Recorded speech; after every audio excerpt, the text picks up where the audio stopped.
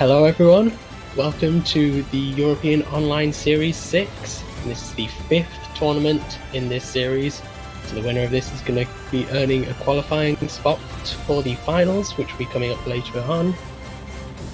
And we are lucky to be able to host this on the Soulcalibur UK channel. And it's looking to be a really good tournament, by the way. So I'm Holy Carp, and I'm being joined by co-commentator and fellow Magikarp fish, Darksea. Hello, I am very happy to be here to commentate with my brother from another pond. And today's tournament turned out to be very, very stacked last minute because people either just woke up or remembered that this final qualifier... Is that the final? Is it the final qualifier? Okay, yeah. So almost one of the closing ones. So to sign up and gave a shot and getting this tasty prize pool. And speaking of it, should we show Macherino? Yeah. Yeah, don't hesitate to donate. I'm not sure if we've finished using up the coupon code just yet. Wait, is it exclamation mark Macherino? Yeah. Hello, Jumpy Jin. Yeah. It says that they've been having tons of things to do. So they could only join last minute, but that's fine. That's fine. As long as you sign up, check in, and enter, that's all good. And I'm very happy that we have a really good turnout. Yeah, this is quintessential FGC. Like, you'll see the brackets like, wait, what? Only 3 people have signed up to this? And then, within the hour before it starts, oh, okay, no, we've got a 32-man bracket. Okay, fair enough. So it's to be expected at this point. We know that there's a lot of last-minute check-ins, and I'm sure the players who are in the brackets have been waiting anxiously, just seeing this bracket slowly fill up with various killers. Like we saw Neon as one of the last-minute sign-ups. Of course, we've got Dexter, Skilu, Habaduba, Set, Domito, Lionide, Darth Sepius, all of these killers already signed up for this, so it should be a really stacked and really interesting tournament. We also have our resident caster and Tio Danroy signing up for this, so this is exciting. Is he going to whip out Maxi, that he constantly has to be buffed, or is he going to pull out Wang, who is getting more and more recognition in the competitive scene? You'll find out today, so it's going to be really, really exciting. And I hope you keep promoting Calibur and telling your friends to get this game, because even though it's a love-hate abusive relationship, we don't want to leave it, because it somehow makes us happy at the end of the day. Yeah, we complain about it because we love the game and we want it to be the best version of itself that it can be.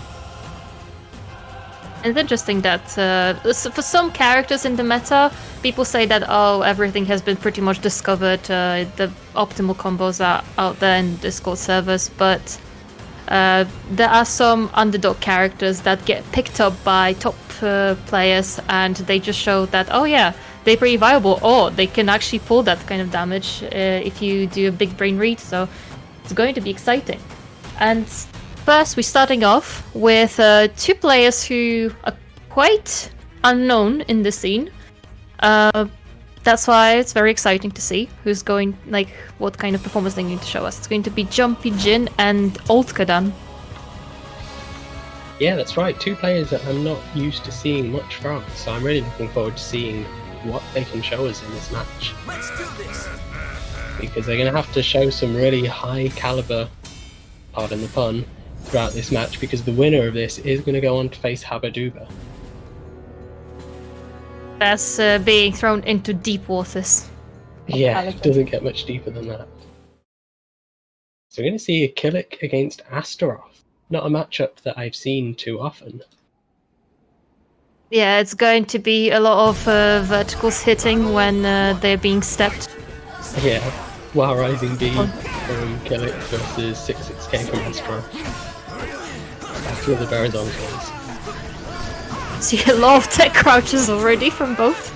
Oh, it looks like Jumpy has been watching Milo's. We saw the wake up unbuffable straight into back 10k.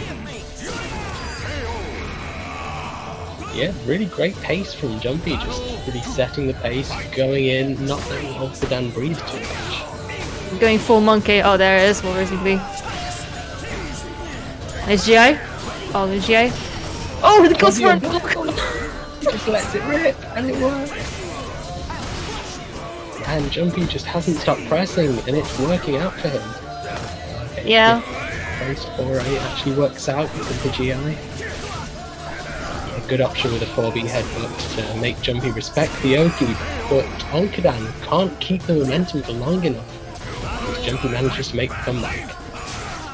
Yeah, that's a big issue for Astroth to get in when a player is especially mashy, especially when it's Killick, who will just jump into your face. Oh, good luck on K. Oh, and that's a perfect. Okay, we see you, Ulthuan. Apparently made the adjustments that they needed to. Now it's looking all Ulthuan's. Nice punish. Oh! Look, oh, this damage. He might actually bring it back because he doesn't even need to use his speed. Oh! That, okay, okay. Yeah, just like that. Ulthuan is the one with all of the momentum, all of the pressure, and all of the damage. That's what we're going to see in this final game. Good start from Jumpy, going straight to the Soul Charge. It's going to do a lot of damage. He opts to spend the CE. It's going to take Jumpy back out of Soul Charge. Being so patient, but look what just Jumpy did! Like, yeah. And that was so good. Jumpy managed to spend the CE really early, so he barely lost any health from the health gain. Yep. Only possible goes straight to the 2-2-B. Alright, a little bit too early. Jumpy is going to take the first game. Man, that was 5 seconds. Yeah. Yeah, that was such a volatile matchup between the two of them. So much explosive gameplay. 1 second I thought it was in Ulthuan's favour, and then Jumpy Jin just hits back to back unblockables and launches. Takes it in no time. Your analysis of one string was longer than the entire round. No, I don't have time to just talk about one interaction, because by the time I finished, someone's won a round. Well, to be fair, Ulthuan had a very quick adaptation in the 2 rounds that he just smashed, so maybe it's going to be pretty evened out, looks like it, but we are on a ring out stage, so if Jumpy knows his carry, then it might be pretty tricky for Ulthuan. Yeah, I mean, it was surprising to see possibly the smallest stage in the game, the gold stage. I don't think we saw any ring outs. So let's see if we can change that this time. Jumpy pushing Ulthuan towards the edge. Oh, the 6k go for the reverse ring out. Good pressure from Ulthuan. I'm not going to fall for that. Just one more Oki, yeah, but Killick has no Okis. Good 2A. Yeah, Jumpy was in kill range for a grab, so he was going to just keep poking and try and get the last hit. Oh, and the AGI on the whiff punish attempt. A good option, catching Jumpy trying to stay on the ground, catching Jumpy trying to jump into the air. Ulthuan's really making some good guesses on this Oki, but it's not going to matter if Jumpy keeps stealing back the momentum like he is now. Oh, he just keeps pressing, he gets the launcher. Oh, nice start. Nice. Oh, such a stylish way to close it out with the lethal hit 660. Yes, this move's really working out for Ulthuan. Nice duck. Yeah, you have to, just like with Secret, you have to watch out for making Killick duck your moves. Yeah. Nice duck. On the armor, that's going to be a lethal hit. Now Astroth sat on 2 bars of meter. Jumpy's going to be super careful not to die to the CE. Is this easy enough? Yep. Fine. Use your meter, Ulthuan. Yeah, early soul charge or run in CE.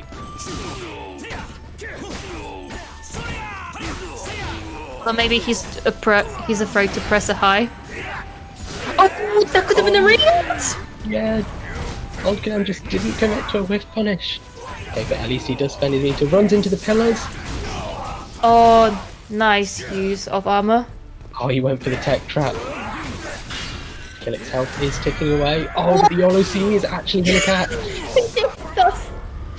Just do it. Why not? Okay, Jumpy overcommitting with that YOLO C, but it does not matter because he had the read. Yeah, Jumpy going straight in and knocking Oldgam into losers. Yep, strong showing from both players, but particularly from Jumpy, who managed to take that 2-0. And he'll go on to face Habaduba in round 2. And now we're going to jump into the second game with Mozarus and Brandstar, another Astroth, and our fish. I want to think of a pun. Just couldn't. Yeah, another brother from another pond. Yeah, World Brand Starfish. There's the pun for you. Ah. So yeah, let's see another Astroth.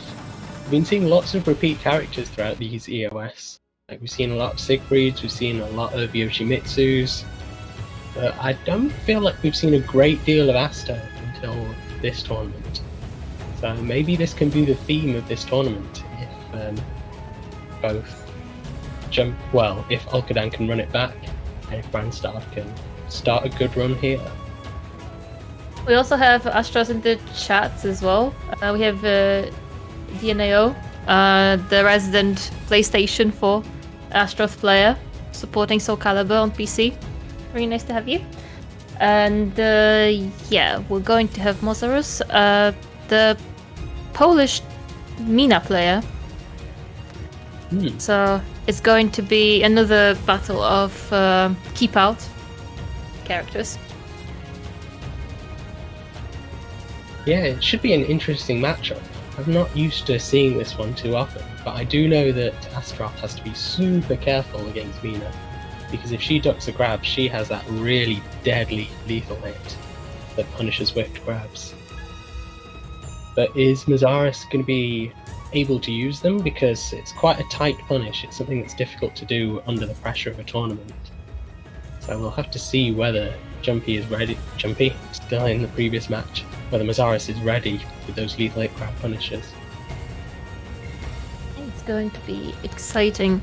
Oh yeah, this Tapioca saying that talent players are the theme of today. We're going to see. I think it's interesting. We have a battle of a lot of doubles. We have double Minas, we have double Maxis, Yoshimitsu's, Killicks.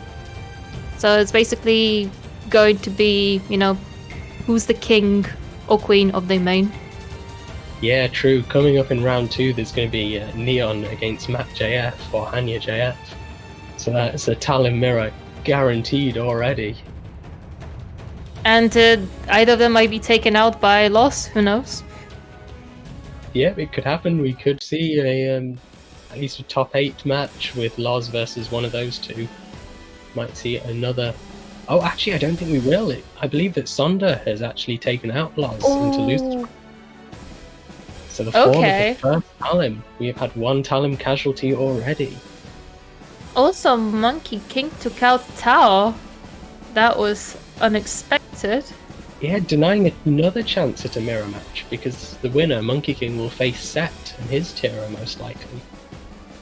And if both Monkey King and Jumpy made it out, so that'll be a killing mirror. Okay, this is whoever's watching, if you're contemplating about how to play either of those characters that are, doubling up, this will be a good showcase for you. Yeah, potentially a lot of mirror matches coming, but we'll have to see how round 1 goes before we confirm the next matches.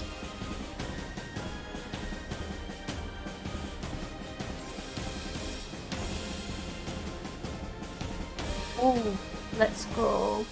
Okay.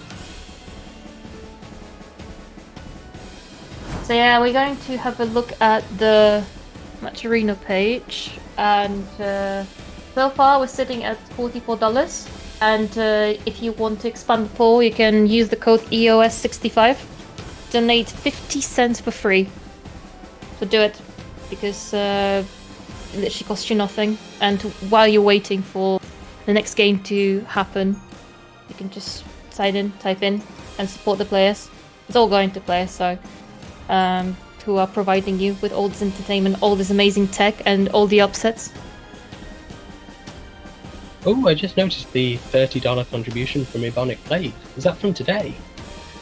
Oh! Oh, nice! Oh, Thank you so much, Ebonic Ebonic Plague. Plague! That's amazing! Thank you so much! It's the one of the biggest NA casters who hosts the ESL tournament on the PlayStation 4. So thank you so much for supporting the European scene and for such a generous donation. Yeah, we appreciate it so much, and that puts Ebonic Plague into the leaders. Like, he's now got the biggest contribution, so we can't let NA show us up completely. Like, if anyone's got a little bit of spare change, even if it's not as much as that huge, generous contribution that we just got, like, whatever you got, please do just throw it into the prize pot, because these players really do put the work in. Like, they are showing up for all of these, or like multiple EOS qualifier tournaments just to get to that final. They really do earn that money at the end of it, because this EOS series is such a marathon. I see that. And with that being said, we're jumping straight into the next game on Astro's stage. So I wonder if Branstar will make use of it. Yeah, and we have UK. We have UK versus Poland as well. So oh yeah, we're rooting for our national boys. Yeah, at least that way it won't be completely biased. We don't have to both root for our ETL team member. You can now cheer for Mazaris. Oh, the 4.8 speed capture the back roll. That's huge. Oh, Good work from Bradshaw, just fishing for these counter hits. More poke. Oh, nice delay from Mazaris, baiting out the GI. Battle 2. Fight.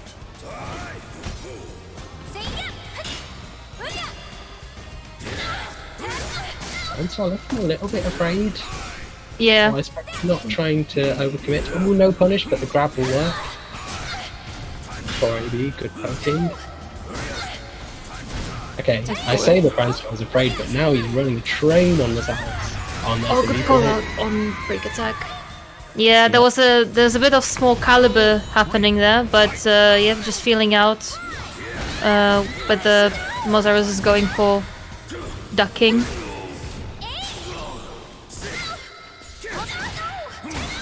Both of them being really good at baiting these GIs. Not a single GI is landing at this point. Yep. Actually, then straight roll. Oh, nice to be. How is he at 2 bars already? Yeah, that leaflet A plus B in the previous round probably built a huge chunk of that. But they are both sat on 2 bars a meter now, so anything could happen in this round. Oh, now Mazaris is going full in with zoning. Yeah, and just guessing right on Oki. And suddenly Brainstar's losing all his health. Oh, that's not a punish, but it is going to work. I mean, of course it's going to work, like... Mm-hmm. There's no way you have time to... Like, it's... Oh, really nice Oki. And has access to the lethal hit knee.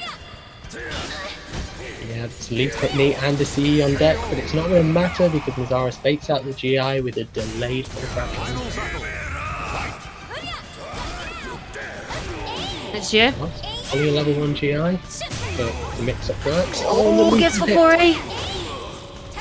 Okay, not quite a ring out, but it's going to push Branstar into different delay. Oh, that's so much guard damage. Yeah, Branstar had to spend the meter. What are they going to do? Neutral frames. Oh, but the 668 is going to take it. Yeah, Mazaris really pulling it out at the end there.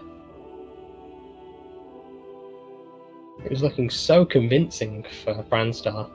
He was 2 rounds up with 2 bars a meter, but Mazaris made whatever adaptations she needed to make that come. Welcome to the stage of history retold. But Branstar still can take it back. It was should commit a little bit more to his reads, because he could have taken like much more damage from it. But maybe he was still, getting like reading the opponent. But very good delays from Mozaris. Yeah, good delays from both of them actually. Both of these players are really anxious to steal their turn back with GIs, and neither of them is letting the opponent do that.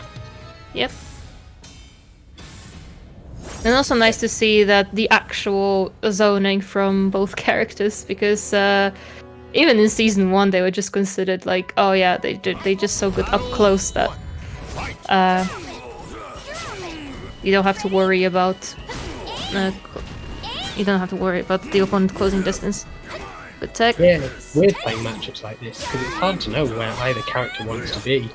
Often it'll just come down to a player matchup and like, realise, oh, is my opponent more comfortable at the mid-range or not? But it looks like Mozaris is comfortable wherever she's going to be put, because that was a very convincing first round. So we're now at 4 rounds in a row for Mozaris. Branstar's going to have to make some kind of adaptation. And already getting tons and tons of god damage of withdrawal from Branstar. And great call out! Branstar refusing to stand still. He does not want that guard to be broken, and it pays off. Yeah, best defense is office at this point. Exactly. 1Bs are really coming in clutch from Mozaris. Good interrupt. If you're finding that GI doesn't work, just go for the interrupt. There is. Not a huge amount of damage. Yeah, and couldn't really get the ring out from this range, so quite good situation for Branstar. Oh, good block on Foray. Yeah, they changed the frames on that. You've got to respect her after you block it. Oh, nice! The crouch grab! Is that going to be a rotary out? Not quite. Swaps the frame. Nice cleaning time. Just go straight for break attacks. Oh! Robbery. Oh, everyone forgets about that. 1k of Astaroth does ring out. You've got to be ready for it. Okay. Doing the Nin's tech off taunt. Yeah, taunt into random jump, but it worked. I don't know if it was a misinput or just absolute genius. Oh, nice step. Yeah, Branstar is not having that disrespect right now. Yeah. And doesn't even bother to use his meter. Yeah, he doesn't even need it. 3 rounds in a row from Branstar. Like, these players, once they have the momentum, they seem to just roll with it. Because in the first game, we saw 2 rounds in a row from Branstar, and then we saw 4 rounds in a row from Mozaris, and then Branstar just made the comeback with 3 rounds in a row just then. This all teaches us don't anger the Scotland. Yeah. Because they will come rushing into you. Yeah, with the rage of Dundee. I think did he say he's from Dundee? I forget. Dundee, yes.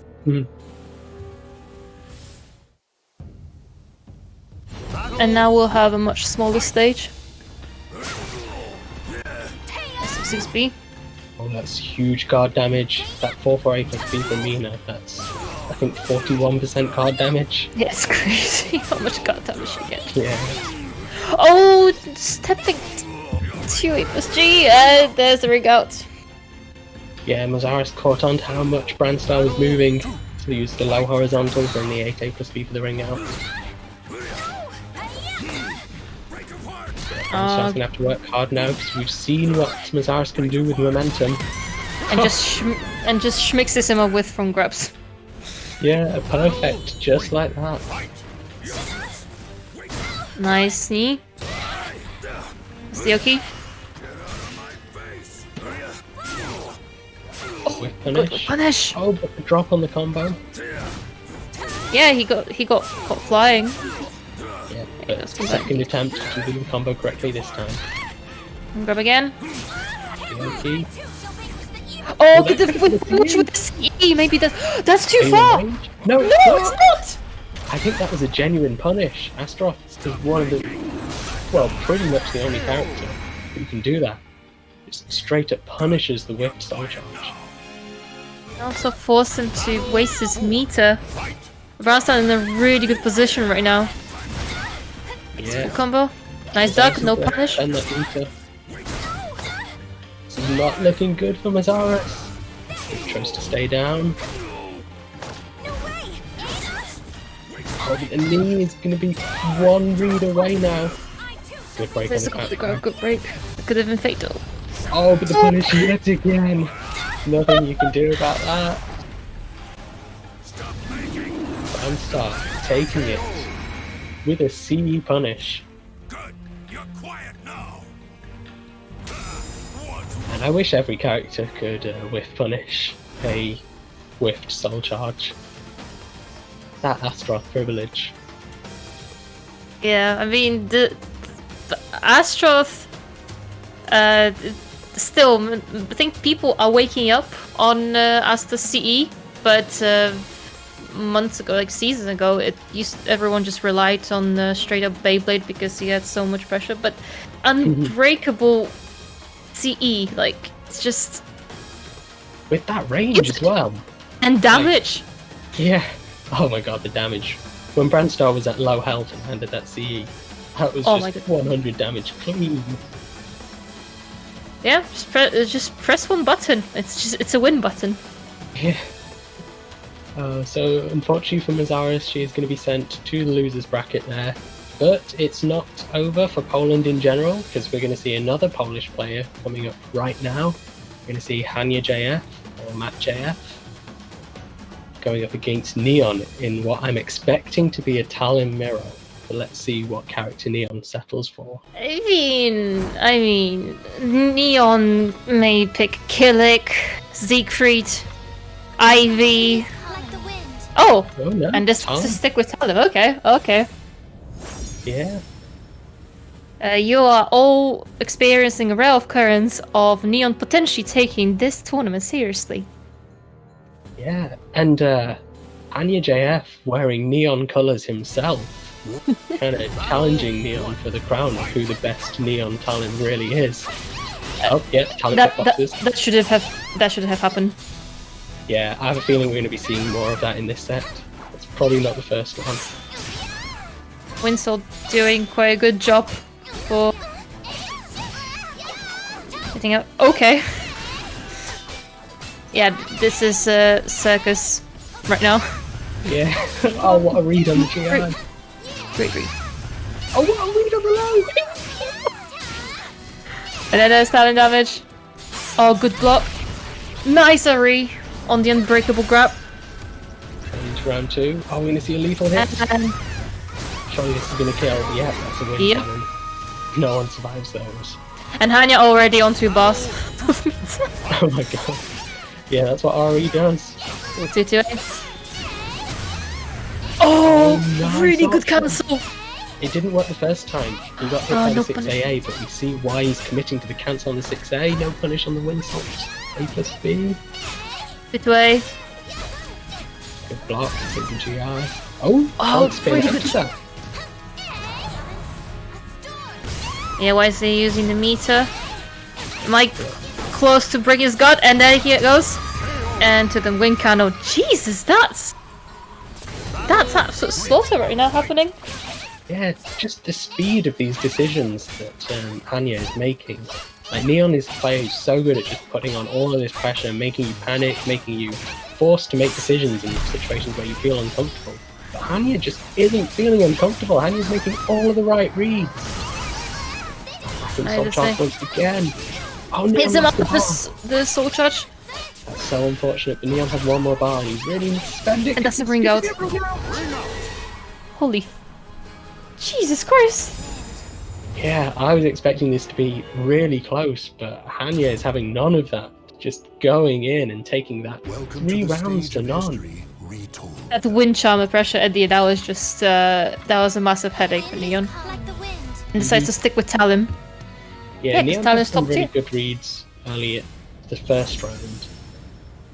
But Matt just seemed to be making all of the correct calls on those 50-50 kind of situations from then on. So I suppose Neon's going to try and go back to what he was doing in the first round, well, trying to guess right, I suppose. Oh, good guess for Soulcalibur to hit out of the wind soul pressure. Oh, nice delayed 6D. Good option to catch the stances from the RE cancel. Interrupts the Wind Fury position. Good tech. No whiff punish. Yeah, you got to be careful with punishing moves that go into stance. That's true. Oh, very good cancel. Very good transition into Wind Charmer. Yeah, it's really interesting seeing the Talon go, because Talon is a character who's so difficult to RE in general, but she's a character who always wants to be using RE because she's got the cancel. So I'm seeing so many weird RE interactions that I've never seen before. 3A, really good move. Talon players should probably use it, just saying. Oh, good step into 2A. Good flash. That backstand A catches any attempts to do anything.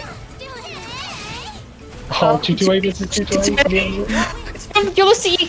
Okay, but Neon doesn't get baited. Good use of Soul Charge. Yeah, Neon didn't. Oh, The Wind Charmer. Lethal hit. that's why you've got to be so careful punishing Talon before you hit. The move goes into stance. That's what can happen if you're too slow.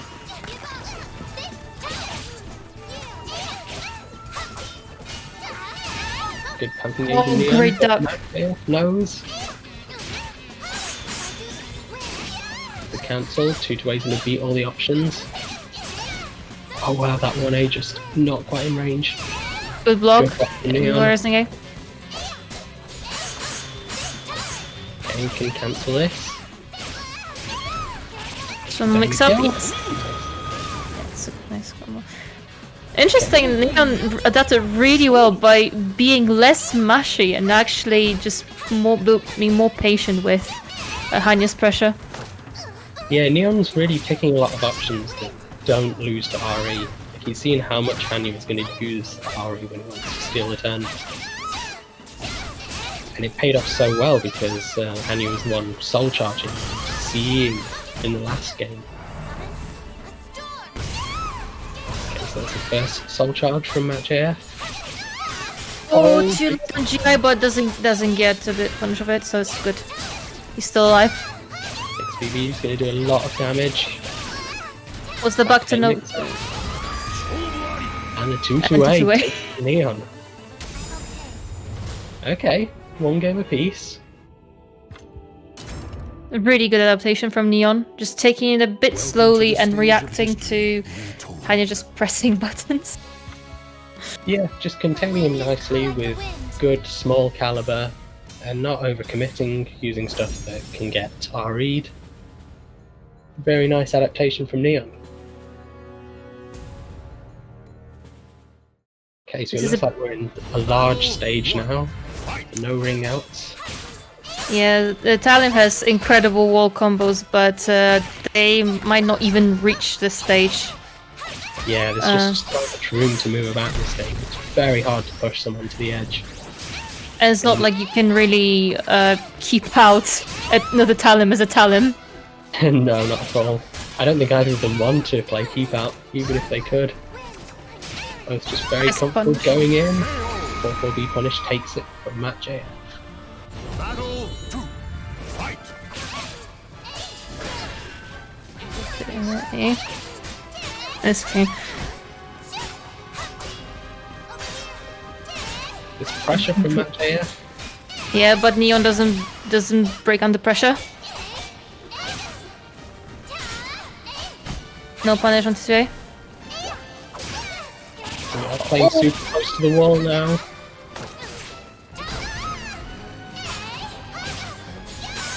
Interrupt. Jump A. Forget that move exists. It was probably a failed 2-2-A. Yep, exactly. Oh, there it is, the wall combo.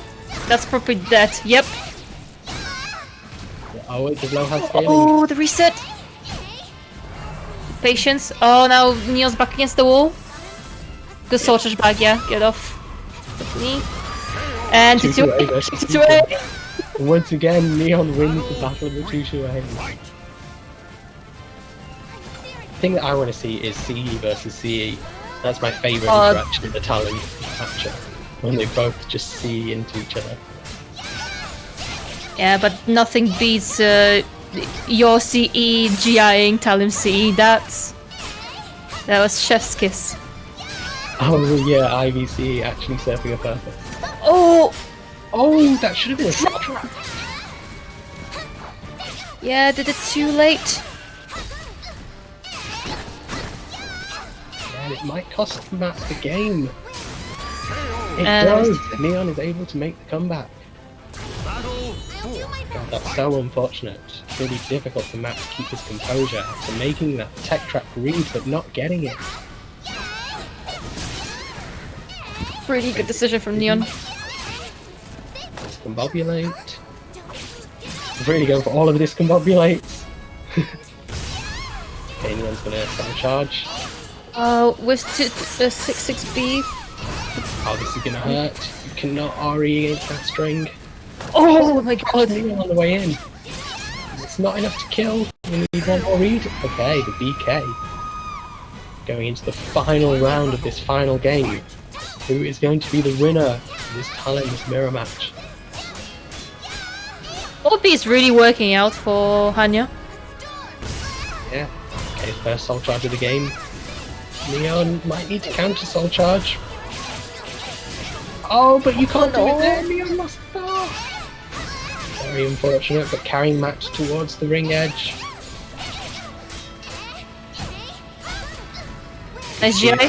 Oh, the 2-2-8. It's going to be big. You might be going for the C.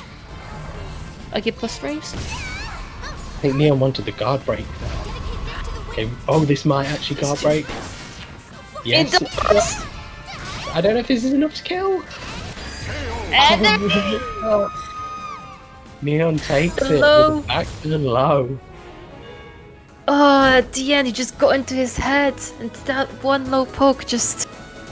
Yeah, and I really like Neon's patience, just waiting before he did the low poke, because that was the kind of situation where Match AF loves to RE.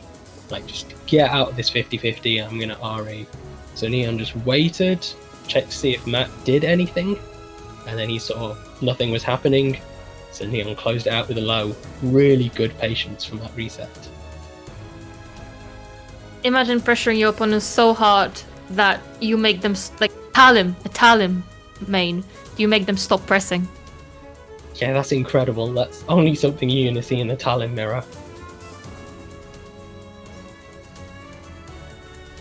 Okay, so next up we're gonna jump into a surprising contender who won his first match, Sonda, who's gonna see if he can continue that win streak against Gilu.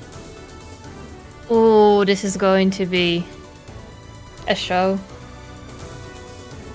Yeah, I feel like I really should remember who Sonda plays, but it's unfortunately slipped my mind. But I really hope that it's Yoshimitsu, just so we can see back-to-back mirror matches today. This is going to be mental if this is. I mean, the chances are high. Pretty much like 60% of the non-competitive population plays Yoshi. Yeah. If you go on Like- ranked. I mean, not last EOS. I think it might have been EOS 3, maybe? Or maybe it was 2. I think it was even the last time UK hosted it. We had 3 Yoshimitsus in top 4. Yep, that says a lot. And all of them play super different. If you threw someone like Eyelash Wish to that mix as well, I think this, because yes, or Seiwen, you would just have a clusterfuck of Yoshimitsu madness. Also, looking at the Matcherino that we're going to plug quickly, exclamation mark Matcherino, you can use the coupon code EOS 65. Let me just check. I don't, yeah. Can't let those free donations escape.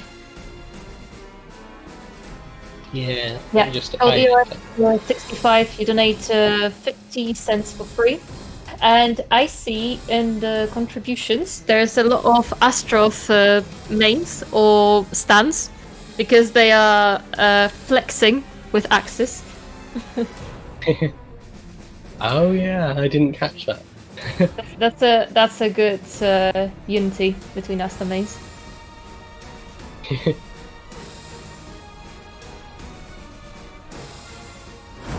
Yeah, thanks for all the free 50-cent donations. It is adding up very nicely. Thank you for all donations. You are all making this incredible performance. Oh, we have a nightmare. Oh, yeah, that does sound familiar. I mean, you have N1 Tmer against Yosh 1. Both top tier characters. And I guess with who. And let's see if Sonder can make it Yoshimitsu 2.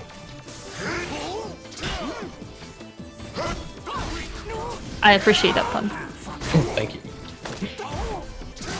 Okay, strong start from Sonder. Oh, nice punish from Gilu. He just jumps over the mid. Okay. Nice block punish on full crush 3K. Yeah, might discourage Gilu from throwing out those full crush 3Ks just. And going full in with broken 6-6B. Oh, nice. Nice AA. Yeah, that looked so strong from Sonder at the start, but Gilu was able to just remain patient and look for his windows where he could attack. Oh no, no punish on the RE though. Yoshimitsu's RE recovers so quickly. Now he's going to get that charge.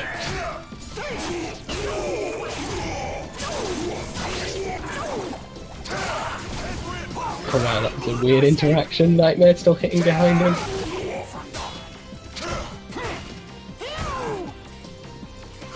Yeah, just Guido to get in because he has a lot of say stuff the Nightmare can't do anything about.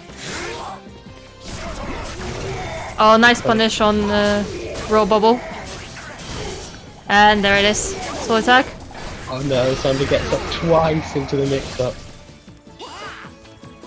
Yeah, that helicopter mix-up from Yoshimitsu and Soul Charge is horrific to deal with.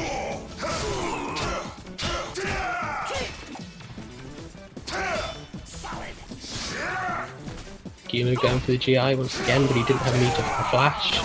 And there's the blow over 9k from Nightmare. Oh, that's huge. It's not... I don't know if this would have worked. Maybe it was a soul attack. He just dropped the input. Potentially, yes. Very good space awareness from Guilu. No one tries to step there, but you've got to step. I think, at least for Nightmare, he needs to step to his right on that while rising A Brave Edge. But choosing to step left pretty much cost him that game.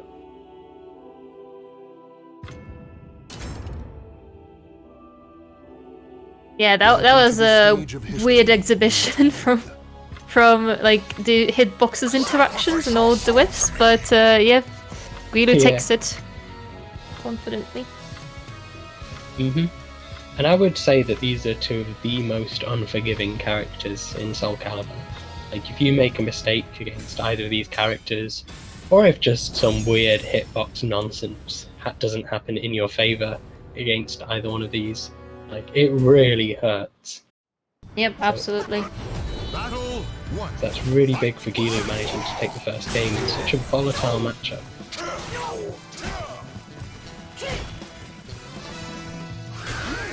Yeah, Sonder just playing very patient, playing the zoning game, lots of backstep. Oh, actually step 6, we'd actually step 6B, which is rare. Yeah. Oh, good. Last minute block on the bubble. And this is right with B. Gilu's built a barometer, he's going to spend it in round 1 for the comeback.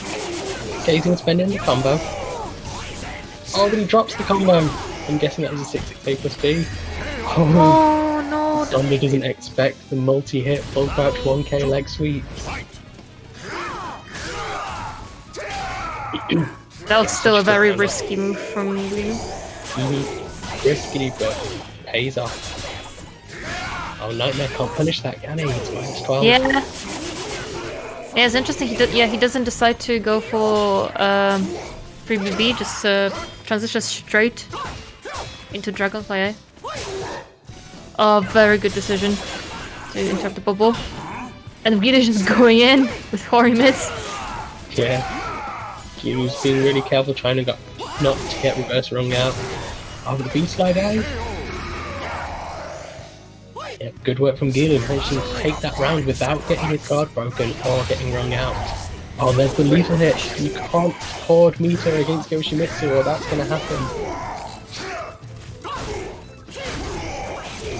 Okay, then Battle of 9Ks. Send him into Thunder. Oh, there it's the glue! Oh no. Should have been a wake-up soul charge, but Sunder takes the seppuku.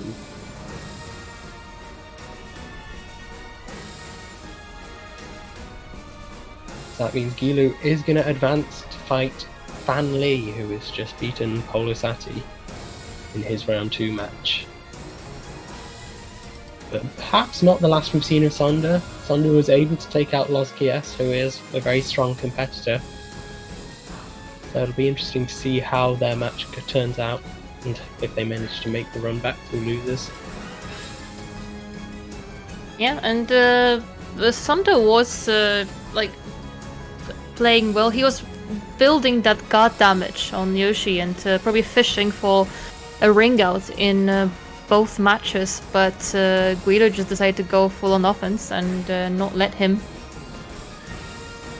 Which worked out very well. Like, despite having a few of those low sweeps blocked, it wasn't enough to discourage Gilu from just really putting on that offense. Especially if your character just doesn't have frames to punish a lot of Yoshi stuff, you have to be so on point to not make a mistake, and Guilu will crucify you for just absolutely. micro stepping in the wrong direction.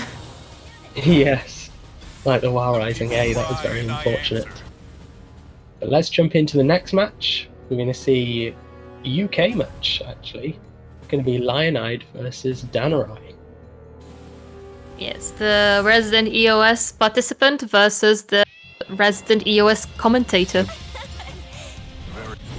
Yeah, and it's easy to just write Danarai off as, oh, the teabag start. There's the respect, the disrespectful respect. Mutual disrespect. Yeah, as I was saying, it's easy to write Danarai off as just being a commentator, but don't forget like how strong a competitor this guy is. I think he's going to show us on stream right now. Starting off really strong with this Huang. Yeah, even though Huang has come out quite well, it came out in November, so we've had plenty of time to get used to him, but you still don't see him enough because people have already got the grasp of the mains at this point. So the question is whether Lionide has got Huang experience or will just rely on the schmix-up that X has. I think the schmix-up was working pretty nicely throughout that. And Lionide takes the first round, and Danarai spent some of those talismans, so he's already starting with negative talismans going into round 2. And Lionide really putting on the guard pressure now.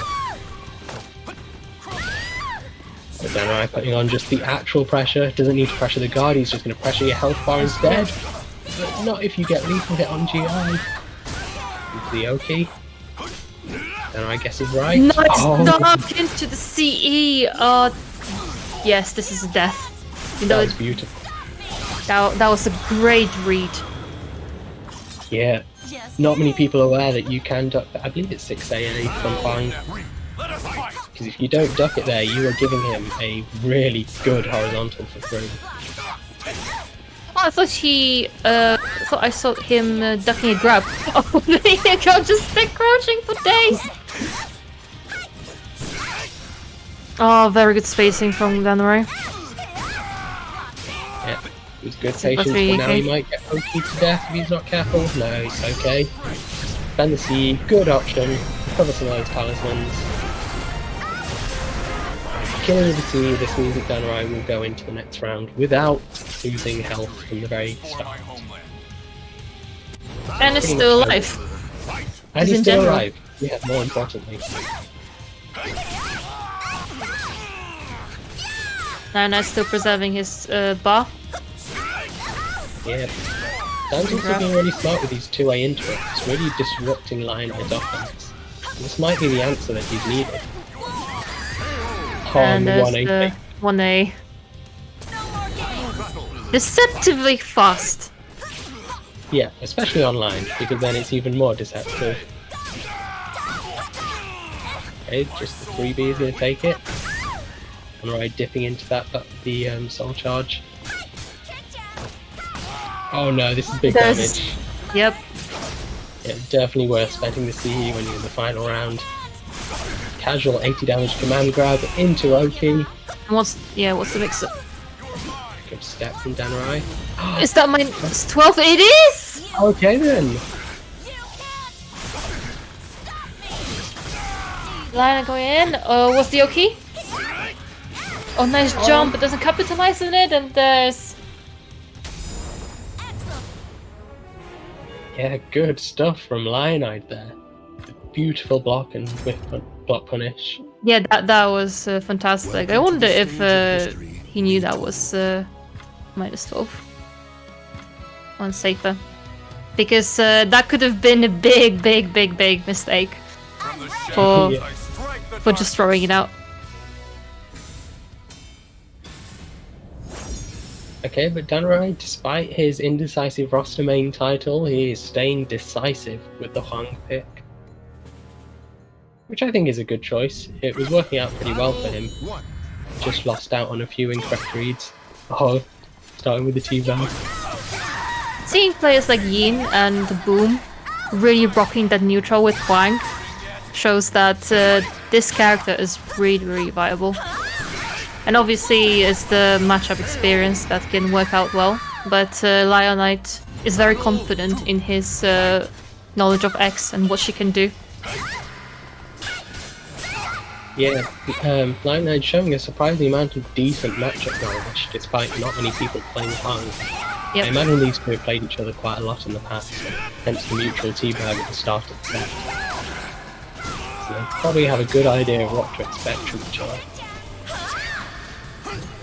Yeah, considering that watching Danurai play, are we saying that the walls on the stage move, or just that's too much? Well, I guess you said it now, so if he watches this back, he'll probably be happy. He's definitely watching this back. I think he doesn't need to. I think he's just got this extra sense. Like whenever someone makes the meme about walls moving on the stage, he just like sits up, like, bolt upright. Like someone said it. This has powered him up because he clutched out the win on the round. Yeah. Okay, how do we power up Lionide? Just imagine AGIs. Oh no. Oh, good work baiting out the back turn B plus K from Fang. Do I interacting the schmixes from Lionide? Oh, good cancel. Oh, there's the AGI introverting out? It is! Yes, it is. Oh, you hate to see it dying on 2 bars of meter. Yeah, that's very unfortunate. And it wouldn't have happened if the walls on that stage didn't move. So, pretty much like perfect on-brand win for Danurai, making use of that stage. He's definitely proud of himself in this one. Yeah. And it's interesting to see Lionide not landing so many AGIs like he usually does. Interesting, his offers got interrupted a lot with 2A, so maybe that just threw him off a little bit. Yeah, really coming back to this point of how much these two must play each other. Like, it's really hard for them to just auto-pilot and get the stuff that they would usually get on each other. Lionide not able to get the minus offense. That was a beautiful call. That with was the a AGI. sick AGI. Oh, pretty good control from Lionide. I10 AA, let's go. Oh, it doesn't wall splat! It does reverse the situation. Now showing well with no space behind her to move around.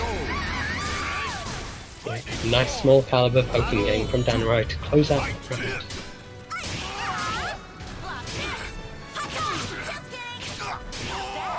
Now just going full on with low pokes. Oh, is that a combo drop or just realignment? Don't know.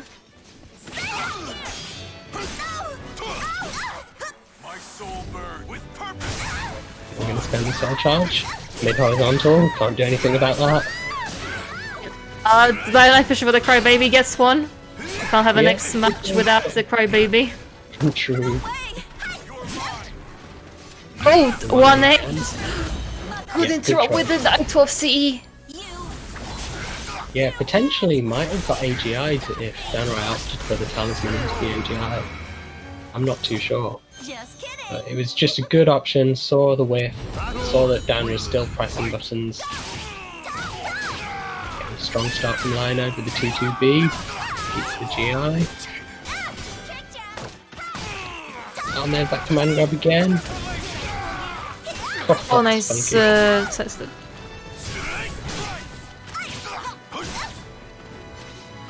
Dragon PX6 mixed stances. Lionhead is from 2 pokes and he interrupts his Y Rising A. Yeah, oh, a bit too late with the whiff punish. Oh, Oh, I don't know if this is gonna kill. It does scale a lot, but then low health. yeah, I think it will. Yeah, the kill, yeah. This victory is for my homeland. Yeah, now Danrai is starting this with 6 talismans. He's got a lot of stuff to work with. And Lion is on 2 boss, but he might need to save it. Oh, he's fishing for those grabs into the CE. It's very important that Danrai broke that grab. Okay, minus 10. Oh, nice block! That's a block punish. That's a beautiful block punish. And Yeah, he will that's be potentially 1 mixed up away.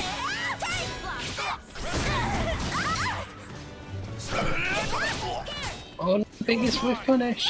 Nice. Oh, Y Rising A seals the deal. Yeah, good option.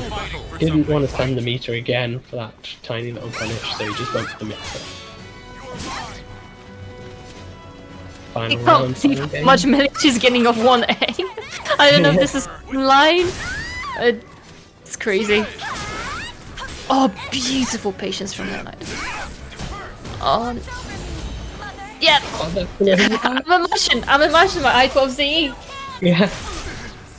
Block to low, may as well CE. Of course it's gonna work. Oh my god, that was a crazy interruption. Good block, but that's not the punish. Oh, there's my a God. punish, but it's not quite enough to kill. Oh, then Linus from 1 mix up away, but Huang, oh, he's then already decides to spend his meter. okay, not gonna do the full pretty damage close. because you're airborne. Oh, close to the wall. with There the it punish. is. Step with punish. The old step 2G, nothing beats that. Good Yes, the work, ultimate Lion. meta of Caliber. Yeah. So Lionhead does manage to move on into round 3 where he'll be facing off against Domito. That was so close. That was a really good showing from them, right? Yeah, that was an excellent game. I enjoyed that a lot. And I hope it's not the last we've seen of Danrai in this tournament. He can definitely bring this back, and hopefully he will stick with Huang. Yeah, hopefully he's going against that indecisive roster main title and just really sticking it out with Huang, because it worked really nicely in that game in general. It just came down to like a couple of decisions that went badly here and there. And then the interactions that we've been seeing is just tech, like super tech crouches on the mids and just jumping over everything, and like no one gets hit, and there was no trait. It's just whiffs all over the place. Yeah, love to see it. Just a complete mess, and that's what we're here for. The best But- kind of mess. So yeah, Uh, looking into the next round, round 3 in winner's side, things are shaping up quite nicely. So we've got Dexus versus Neon, which should be an incredible match. they We've got- always end up playing against each other at the OS. No, it happens every time. You can't make it up. And then we're gonna have, it's gonna be on stream, we'll see Fanli against Gilu. So it should be a very interesting match. We'll see some more Maxi against Yoshimitsu.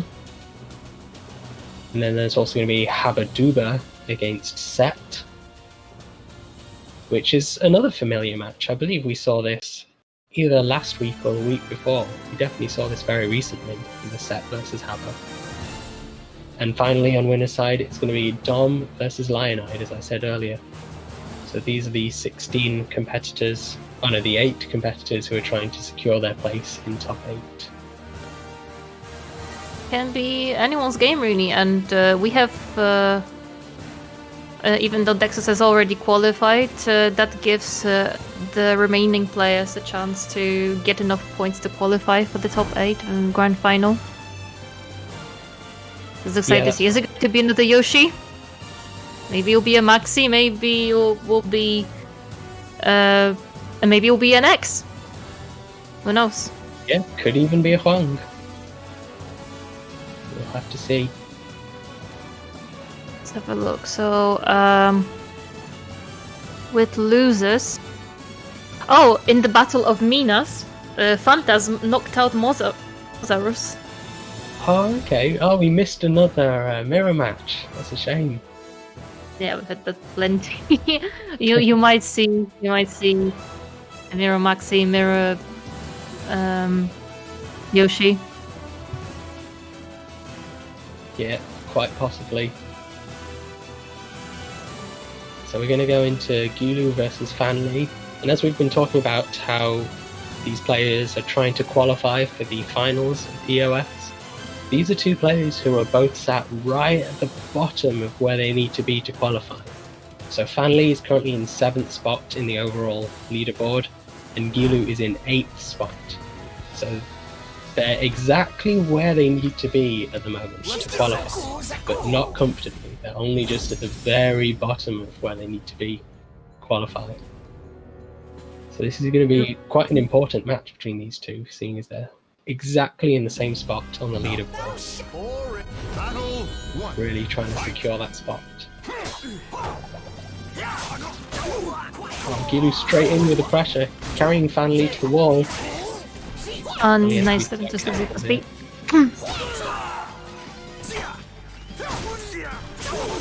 Oh, really got us with full pressure cave. Nice duck. Yeah, Gilu knows this matchup very well. That was sick. Oh, I've never seen someone do that before. That was really nice. Gilu being very defensive will be feeling out how Fanli plays, and surprisingly, Fanli not pressing many buttons. Yeah, I suppose with Gilu being quite comfortable in this matchup, he's probably happy to just sit there. Only baits out the RE. Single A into sidestep.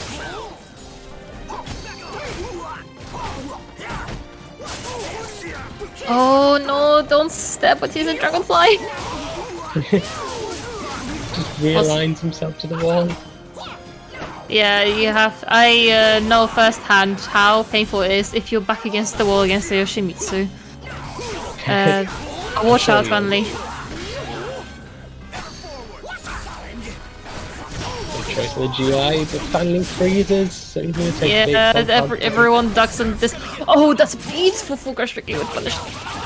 Yeah, Gilu over-committing on that Oki, and it gets him killed.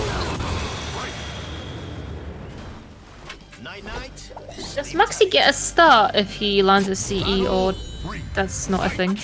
I don't think that's a thing. I mean, there are Maxi players in chat, you can correct me if I'm wrong. The stars are just for manual transitions into his stances. Since a lot of characters get a stack of landed CE. Yeah, true. Finally with the pressure, but Gilu is just always ready. Ready with the punishments. Yeah, you can't underestimate. Oh, nice tech on 3BB, but still gets kicked in the shins. Yeah, even if you do tech out of that combo, Yoshimitsu is still plus.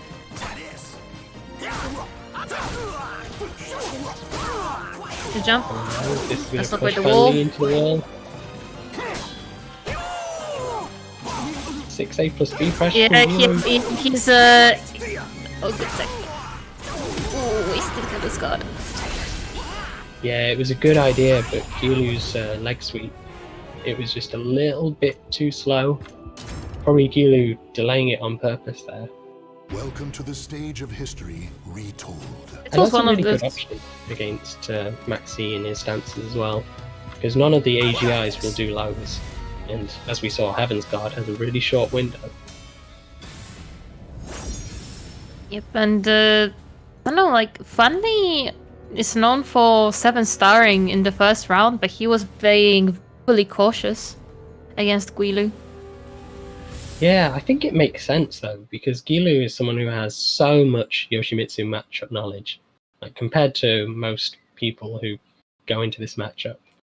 Like Gilu is passing every single knowledge check.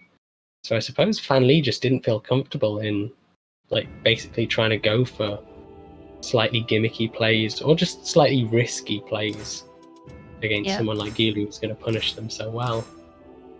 Because in order to get that 7 stars, you do have to do some risky things. Yeah. Only often capitalize on the fact that the opponent is too afraid to press the button, even though he puts himself in a very vulnerable situation, just so he can easily 7-star and this. But yeah, Guilu will not let you do that. No, so not it's at all. Yeah, it's a hard adapt from him. Also, we got Soulcalibur, and that means we have time to plug Maturino. Yes, exclamation mark Maturino in chat. Yep. Use up the code EOS65 to donate 50 cents for free, but you can donate more. No one is stopping you. It's actually very encouraged. So if you love the games, if you want to support the players, then go to the website and contribute. And we will read out all your comments, and we appreciate and love you all. Yeah, and that's please, right. Yeah, It's just please don't kick us out again. Yeah, I hope so. Battle 1. Let's see. Okay, I think we're in. That's a cute complimentary outfit for Maxi. Oh yeah, switching away from the hot pink fuchsia kind of look that we saw in the previous game. Going to the up. Interrupting Dragonfly with 6C plus B option. Yeah. Oh, that's a ring out. Oh yeah, Fanny is decided to go straight in and actually going full on degeneracy because that's his style. Yeah, there we go. Yeah, I suppose Gilu wasn't ready for it because that was such a massive adaptation. Oh, that was a risky GI. Yeah, Gilu probably waited because last time Fan Li jumped over the low.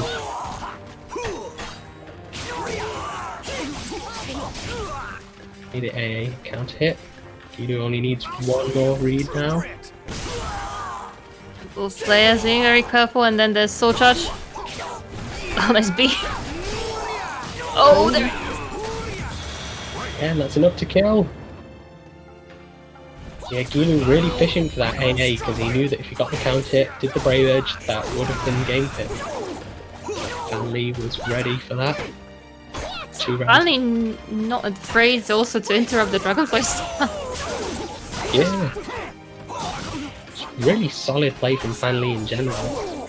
Not relying on knowledge checks or trying to speedrun 7 stars like we often see him do. But just playing like really good caliber and strong Yoshimitsu counterplay. GI Wars, the RE is gonna win it.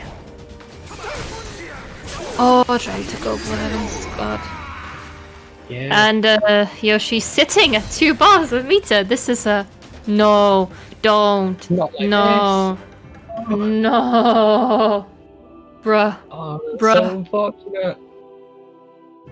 Oh, come on, Okubo, fix the lobbies, please. I don't even like ask for a season 3. Yeah, it's a difficult.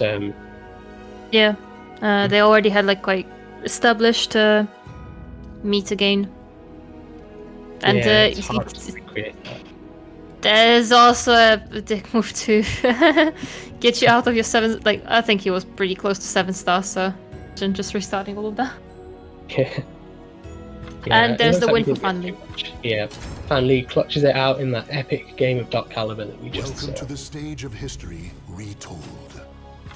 That could have been the ring out, that could have been the wall combo, that could have been just some maxi bullshit, you never know. Yeah, I'm going Only with what this Ian is- said in chat. A nice lag to A plus B. Basically. Yeah. Yeah, it was good jump A pressure from Gilu, but not enough to beat the 2A plus B from Maxi. Let's go with that.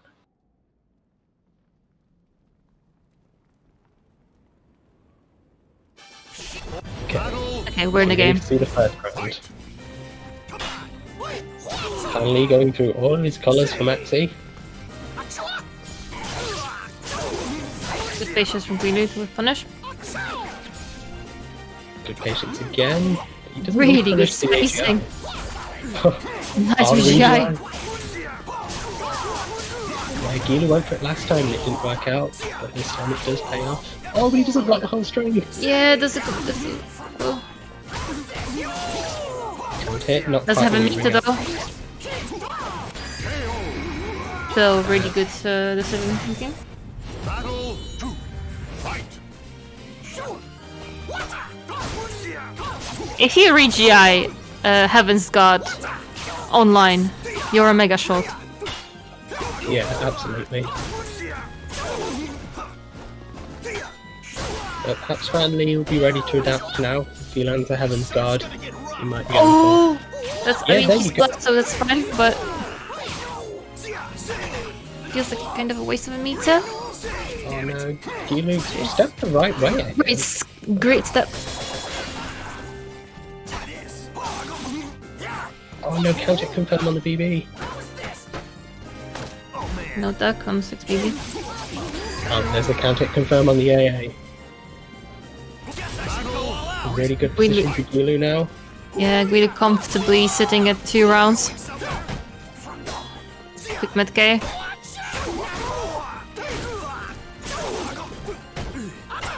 Nice block. And That's finish. a 3A from Maxi, actually pays off. Oh, the whip throw gives Squeed a good position with RE. Oh, but finally clutches out with rock, paper, scissors. Yeah. Oh, Gilu doesn't manage to roll out with it. Is that a whip punish? It is! Oh my god, it is. That's so rare.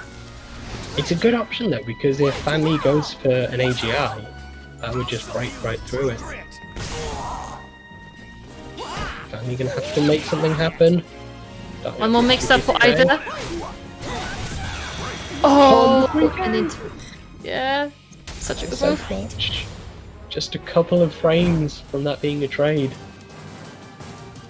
But Gilu And pushes it out. our fish is swimming forward to the top 8 winners. Yeah, where he's gonna fight Dexus, who managed to clutch it out against Neon 2-1. I wonder if it was using Grow or stick with Siegfried. It's a good point, because Dexus is already sitting comfortably. Like, he's secured himself a spot in the finals, having already won, well, more than one tournament. And it's a really good opportunity for him to practice his sub. And he's been really enjoying Grow. Oh, that's interesting. I swear everyone has Grow as a secondary. Everyone has a pocket Grow. I see you all in the chat. I see you. I can see through you. You're not feeling your main, or you think they trash. You're like, oh, I have a pocket Grow. I think I will whip him out for a bit. Yeah. But I mean, to beat Neon is no easy task. So I would be interested to see, like, I'd be very impressed if he did that with Grow. Well, but the question is, did Neon play talent? That is also a very important question. Because he's been hopping around with Killick. Battle 1. Yes, we have Okay. Andy, the resident switcheroo from Zast to Grow. Yeah, now a Grow main. So now we have another UK versus Poland matchup. Habaduba versus Set. And this stage is very good, but actually for both characters, because they are known for pressing 4 for the advantage. Yeah. So we've got Habadabadoo versus Tifa Tira. Yeah.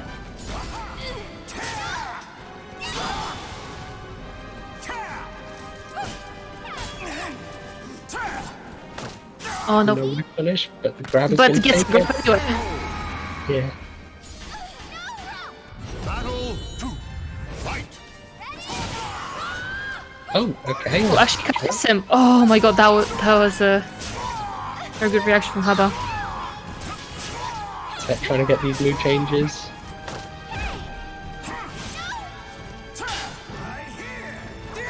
Ooh, 2 and 4K whips, but it's okay.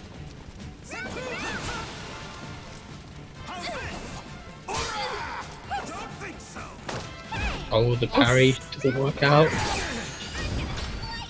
Oh, That that was was a sick just ray, but he gets clipped by the CE. One will mix up what said. Oh! Oh no! Oh my So god, this is nearly crazy. This is crazy. This is... Yeah, Jesus and the Christ. step on the BBB. Wow, that was right down to the magic pixel for both of them. Yeah, that was a miraculous pixel for both of them. It's such a weird matchup. Yeah. Like, both of these are the hold backwards characters. So it literally just depends who has the life lead, who's the one who's allowed to just walk backwards all day. Yeah, Not the the question best is who will capitalize on capitalize on rage, or will Seth get a coda? Yeah, he didn't get the move change there though. I mean, you could still stay in gloomy, as you're still in a good position. Yeah, oh, it's knocked into Jolly though. It's kind of a okay situation for Seth because he got guard broken here. Yeah, I still got could've been 2 worse. bars. Yeah, now he just But yeah. needs one C to switch into Gloomy and really get the momentum going. SGI, good regen from Seth. That would have been a lot of damage.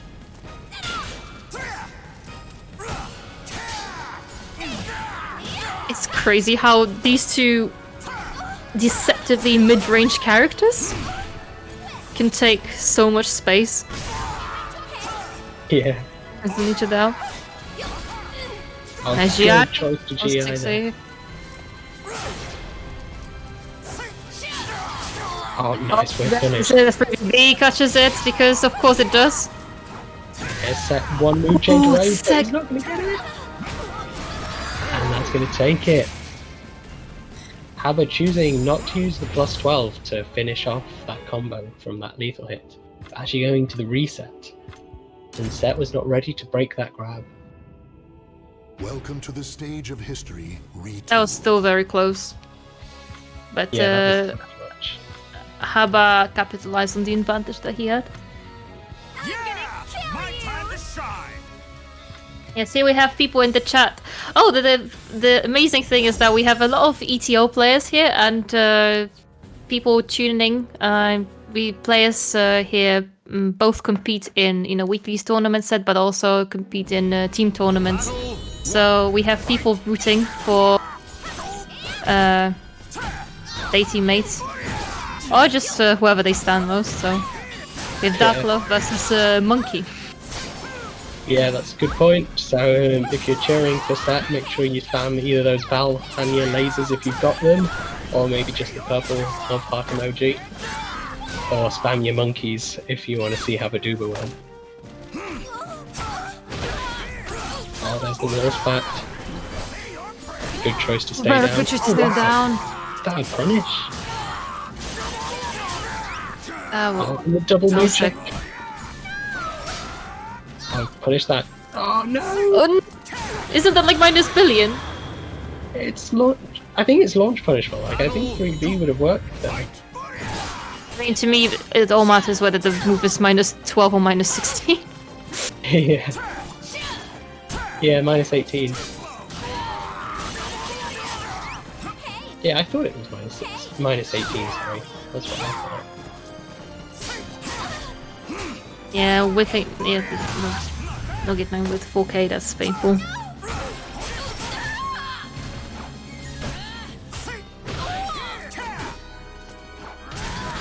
Oh, great Nice jump from jump Hava. over a throw. Battle 3. Fight.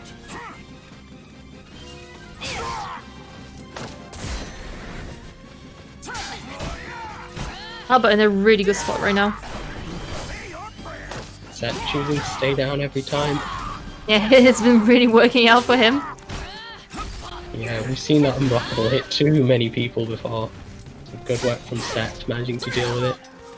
Due to any mix-ups. Hava just spamming horizontal after horizontal, and it's working. Set needs to be careful not to die on meter. That's Okay. gonna punish. It's gonna be big damage, low health, and gloomy. And the force blow after this, so.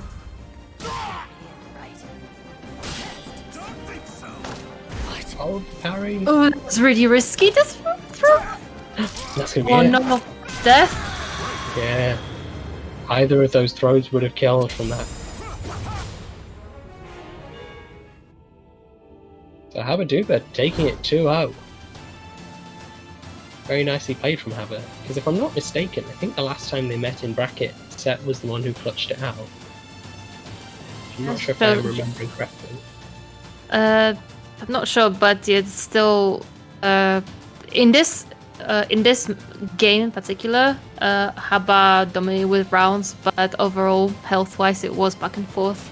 So anyone could really bring it. Like everyone is getting better. Like when you think that you are progressing well with your gameplay, so does everyone else. So you have to be wary of that.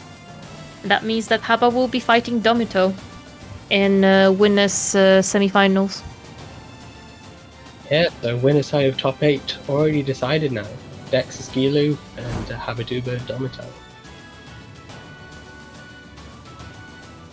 So I think we just need to catch up with the losers side now. Lionide has already secured himself a guaranteed spot in the top 8. As he managed to eliminate Olkadan. And then it'll be... There's something weird going on with the bracket, because looks like Mozarus progressed, and before it was noted that the Phantasm has won. So what's going on with that? Oh yeah, I'm not too sure. Yep, so Yeah, that's a Nachi's battle of on it. me. But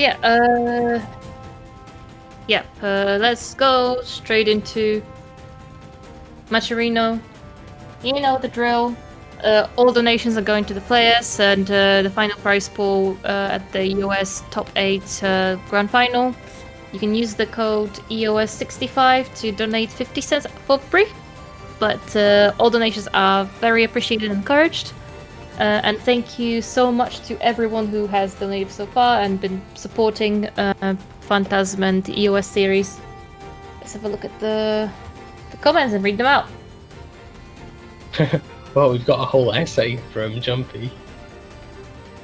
Oh yeah, Jumpy really jumping in with his love for Calibur.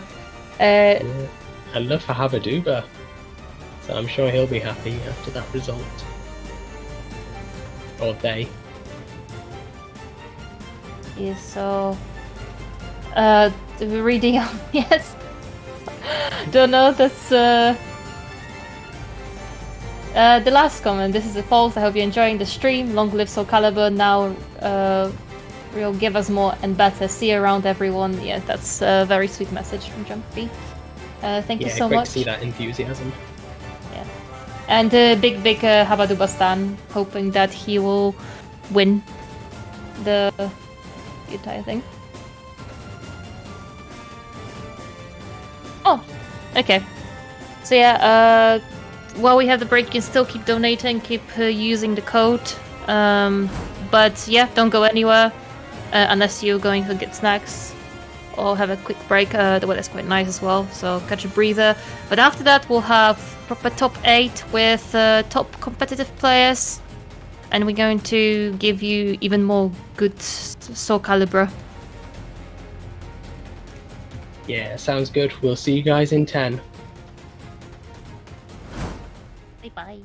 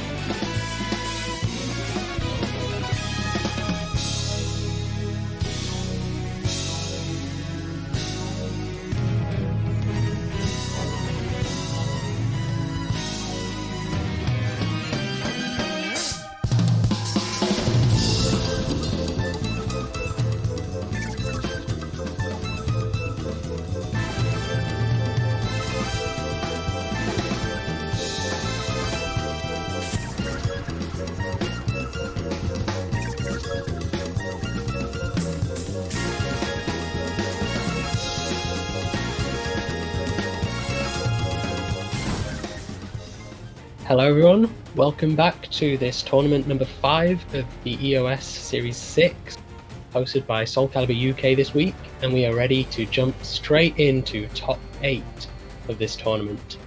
I'm still Holycarp commentating, and still honoured to be joined by Darksy. Hello. I hope everyone's been having fun.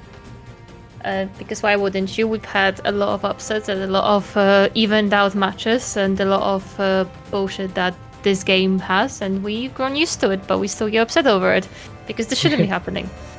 Yeah, it's become Stockholm syndrome for some people, where people are just like learned to love it. I'd say Tab, we're having a great Sunday afternoon with currently 56 people watching and a lot of people donating, and a $62 prize pool, which will go towards the final top 8 in about 3 or 4 weeks. So it's going to be good. And we still haven't used up the code as far as I'm aware. So I am linking in the donation link. Yeah, and if you've already top up. Yeah, and even if you've already put in that code, like there's still a couple of sponsor quests that you can still do to throw in a bit of extra money in for free. Yep. Or your own money Players. if you've got deep enough pockets. Make FGC a payable esports. But okay, jumping in, top 8, Dexus versus Guilu. And Dexus is using Grow, sticking with his quite confident sub. Yeah, as we said before, he is sitting comfortably with that win, so he is already qualified for the finals. So he's having a little bit of fun with the character he's enjoying right now, who is Grow. But Gilu is going to be as anti-fun as possible with this fearsome Yoshimitsu. So we just saw Dexus lose the rock, paper, scissors game. It's quite rare. It's looking really strong for Gilu. If you can beat Dexus in rock, paper, scissors, you know you're on to a good start. Yeah, that allowed Guido to go for very unsafe, but still very good payoff for full crush 3k. Oh, nice stab into the lethal hit. Really optimal punish, but speaking of optimal punishes, Gilu was ready with the Wire Rising A. And Dexter's going in with GIs. Going in with buttons too, like the pressure is looking so strong for him right now. Good block from Gilu. Good interrupt as well, but Dex is ready with the block. Oh! I don't think it killed. It's going to do a lot. Oh, very risky low. Dex clutches it out. He loves using this move. It costs a bar, but hey, it works, it works. And looks cool. Yeah, it's a good round end.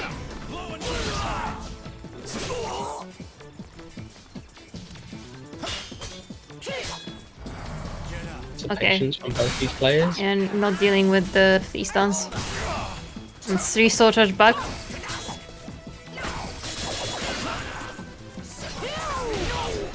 Oh, there. Teleport through. Oh, that's gonna be a ring out. Oh no, you sent this feature already.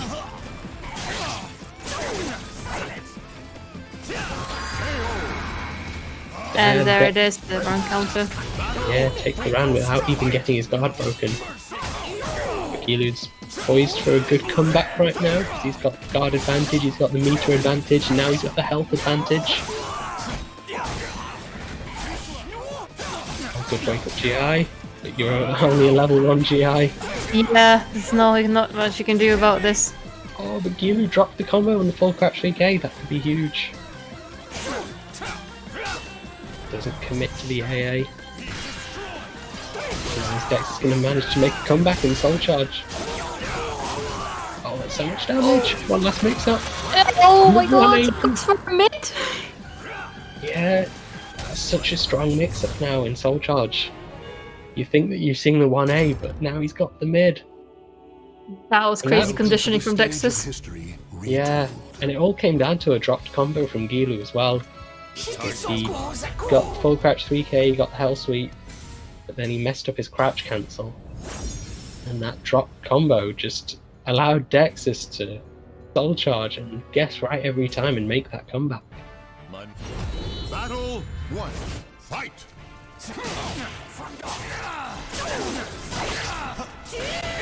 Probably not a great stage for Yoshimitsu, but Gilu's managing to push Dexys into the corner. Yeah, but it's not like he doesn't profit off any stage if he's Yoshi. Mita Oh, based on doesn't GI. punish the whip GI. Grab break, and Gilu secures the first round. Battle! However, we've seen Dexys being able to use that meter so effectively with the soul charges. So Gilu may have taken the first round, but it's going to be much harder now that Dexys is building towards that first part. Bad decision to duck. Really? But again, Gilu pushing Dexys into the wall, doesn't capitalise from the walls that low. Round number 4A pays off with decent damage. Gets decent chunk of guard damage from 6A plus B. Oh, is that going to kill? Oh, doesn't commit. And the low sweep. Battle 3. Grow pretending that he's the Yoshimitsu here, going for the low sweep to finish that round.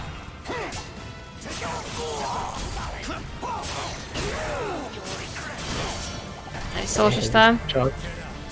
Oh, that was very good patience from Dexys. And then going full on with gross stuff with a very overwhelming soul charge. Yeah. Oh, near the wall, because the wall's flat. This is huge, not quite enough to kill. But Dexys just goes in, presses those buttons, and gets that counter hit. So Gilu's got a mountain to climb now, because Dexys does still have another soul charge.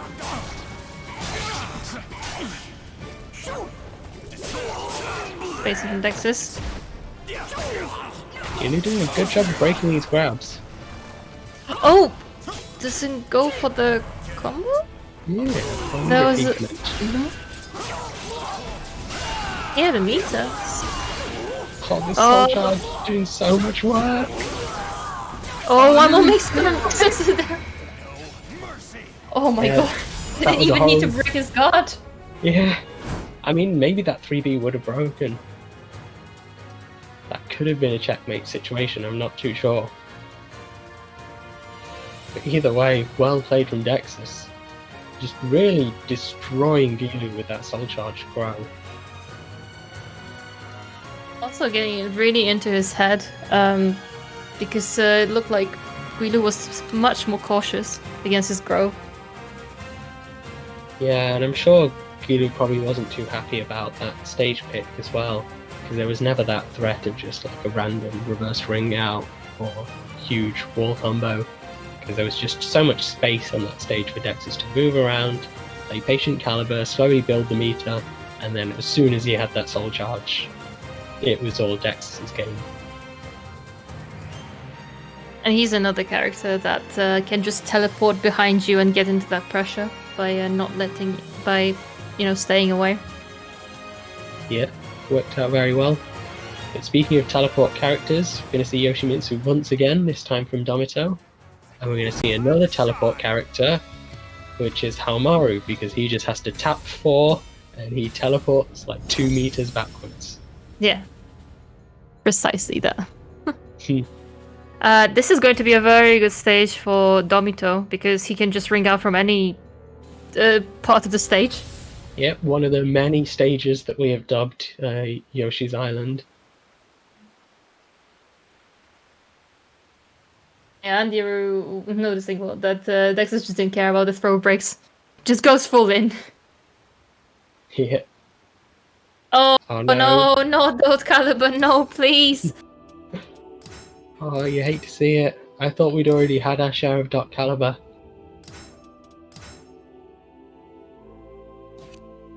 Yes, kick them out, will you, Mr. T.O.? Yeah.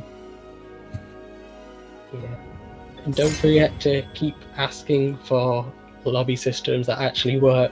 Like, we get so bogged down in, oh, this move is a little bit too strong, Welcome this to the move's a little stage of bit too history safe. retold. I just want a working lobby system, personally. Yeah, this it's crazy how something as simple as workable lobbies and rollback are massive privilege. There will be implemented in games post 2021 because the community have spoken loud enough. But yeah, for any game released before that, tough luck. Yeah, I even still wouldn't take it for granted, like seeing how behind the times some of the developers are, especially when the Japanese environment's so different because they've got such a stronger like network infrastructure that day-based netcode isn't as big a deal for them. So I feel like we definitely don't need to want to take it for granted. Like we need to still keep pushing for all that netcode. I think with Guilty Gear Strive coming out, this will be considered a fighting game standard right now, especially with COVID and people just desperate for online experience. Yeah, true. It's so good to see that Guilty Gear, like another Namco published game, is getting that rollback. I'm really happy to see that. Yeah, my time to shine. Please, Calibur, please. This time.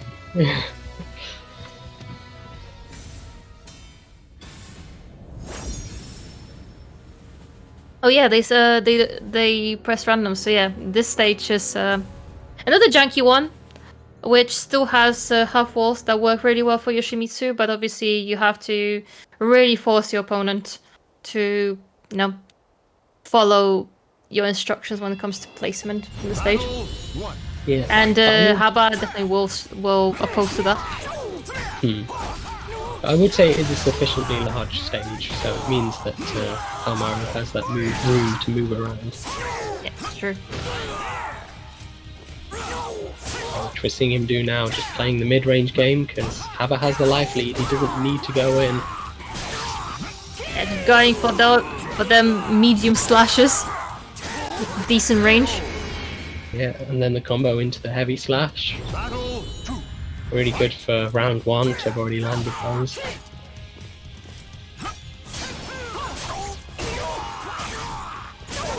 Bit too early on that GI. I was getting really close to the ring edge.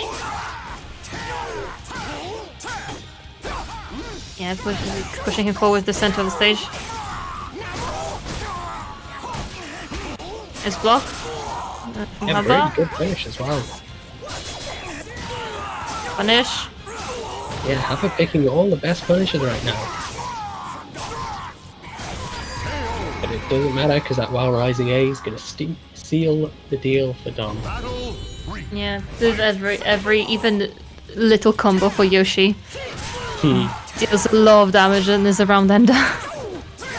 Yeah, like that's not too bad for a tech crouching mid-horizontal. Jesus Christ. Oh no, jumping into the back grab. Haba was watching the fan lead tech, using it for himself. Oh no, gets into the pogo. Oh, out of range. Nice recognition from Haba, knowing that Ari was out of range and that he could get the whiff punish. Haba dominating this game so far with 2 rounds and 2 meters. Oh, what a read. Bit too slow on the punish. Yeah, don't let him hold your meter.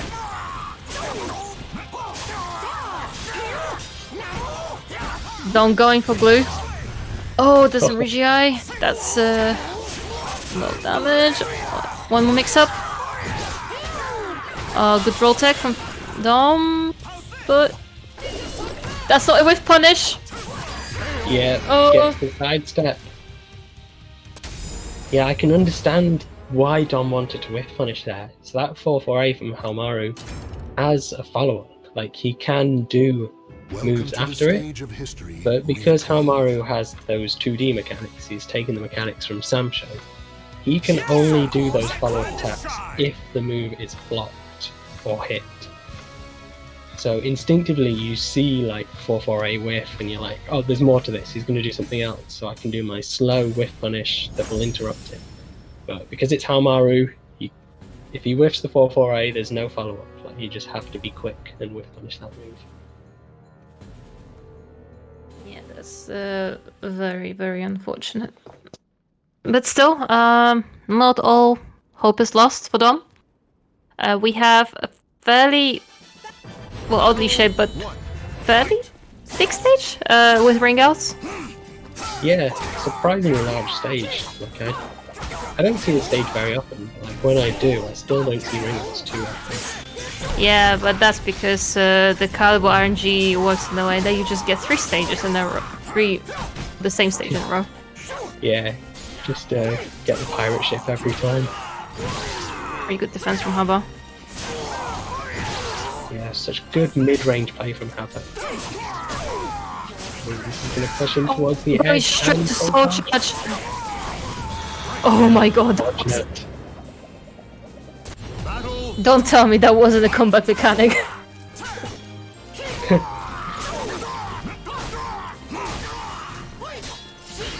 On this pressure from Dom.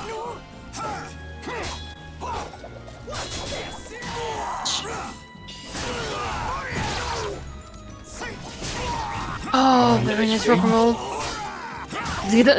Good read from Haba as well. Yeah, these players are both so active on their defense. They're just refusing to, instead of hold block, they're absolutely making all of the reads. Tech crouching under the highs, jumping over the lows. Lethal hit countering with the 2-2A. Oh, and Haba lost the bar there. So unfortunate. But at least now he can't get lethal hits by Yoshimitsu. The BBB and the 2-2A. Oh, that turned to whiffs. the side, so the combo didn't connect. Oh, gets trapped with the throw. This is going to be one more mix-up. Oh, that was a great step from Haba. Yeah, such a difficult move to sidestep for a lot of characters.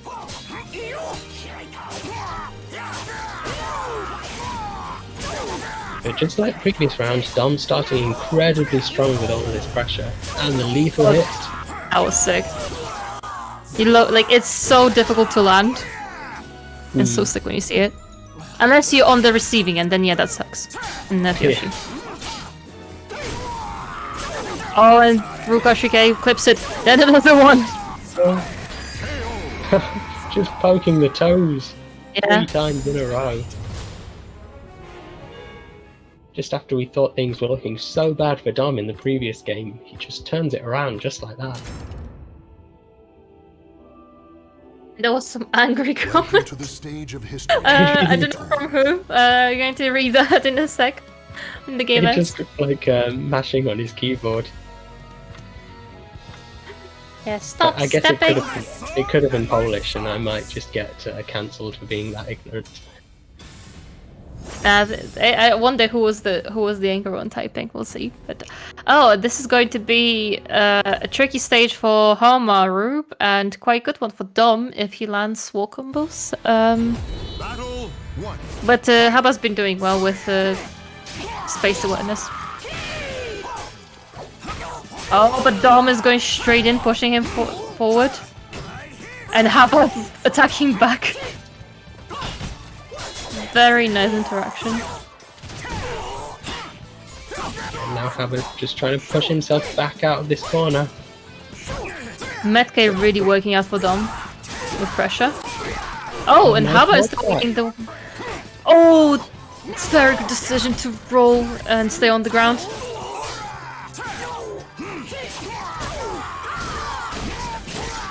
Bit of a roll combo here. Yeah, there we go. Oh, what? That must have been an import. Yeah, I don't think that Dom had to give up the combo because of the realigning, and Haba could control. That was very good. One of the cool things about Soulcalibur is that, unlike in Tekken, you can control some of the moves. So not all hope is lost. Oh yeah, Fremont says that Dom dropped the A6 combo. Yeah, that would make sense. Yeah. I don't know why he just kept mashing A. He did A. I mean, it's a good range, Tori. Yeah. But he And might that's just be one of those people, like, there are always two types of people when it comes to doing combos. There are the people who, like, press A. There are people who press A, 4B69. Yep. I love seeing people do combo videos because you get to see, like, which kind of person they are if their inputs are displayed. Whether they're, like, the clean one input at a time, or they mash every input. So Dom exposing himself as the masher. Oh, you're this to is be in so bad for Dom. S3, S3 AB. Dom's setting a barometer. Is he just gonna not use it? Oh, move explain it goes for low. If in doubt, just use low. Yep, it worked every other time. Big damage. Oh my god, it's double heavy slash! Yeah, how about just realize how much Dom has been profiting off staying on the ground. So just going for heavy slashes. Oh! No give... Yeah, how about not giving any room to breathe? Look at the death! Okay, he's gonna I stand don't it, but know. it's No. it's not. Okay, that was a big brain read and very risky from Dom. Yeah, just Yeah. 6A plus B and Haba crouching for days and taking the win. Yeah, sneaky 2k. Not letting Dom get too much started. So. Oh yeah, so that was Dom saying stop stepping on wake up. Oh.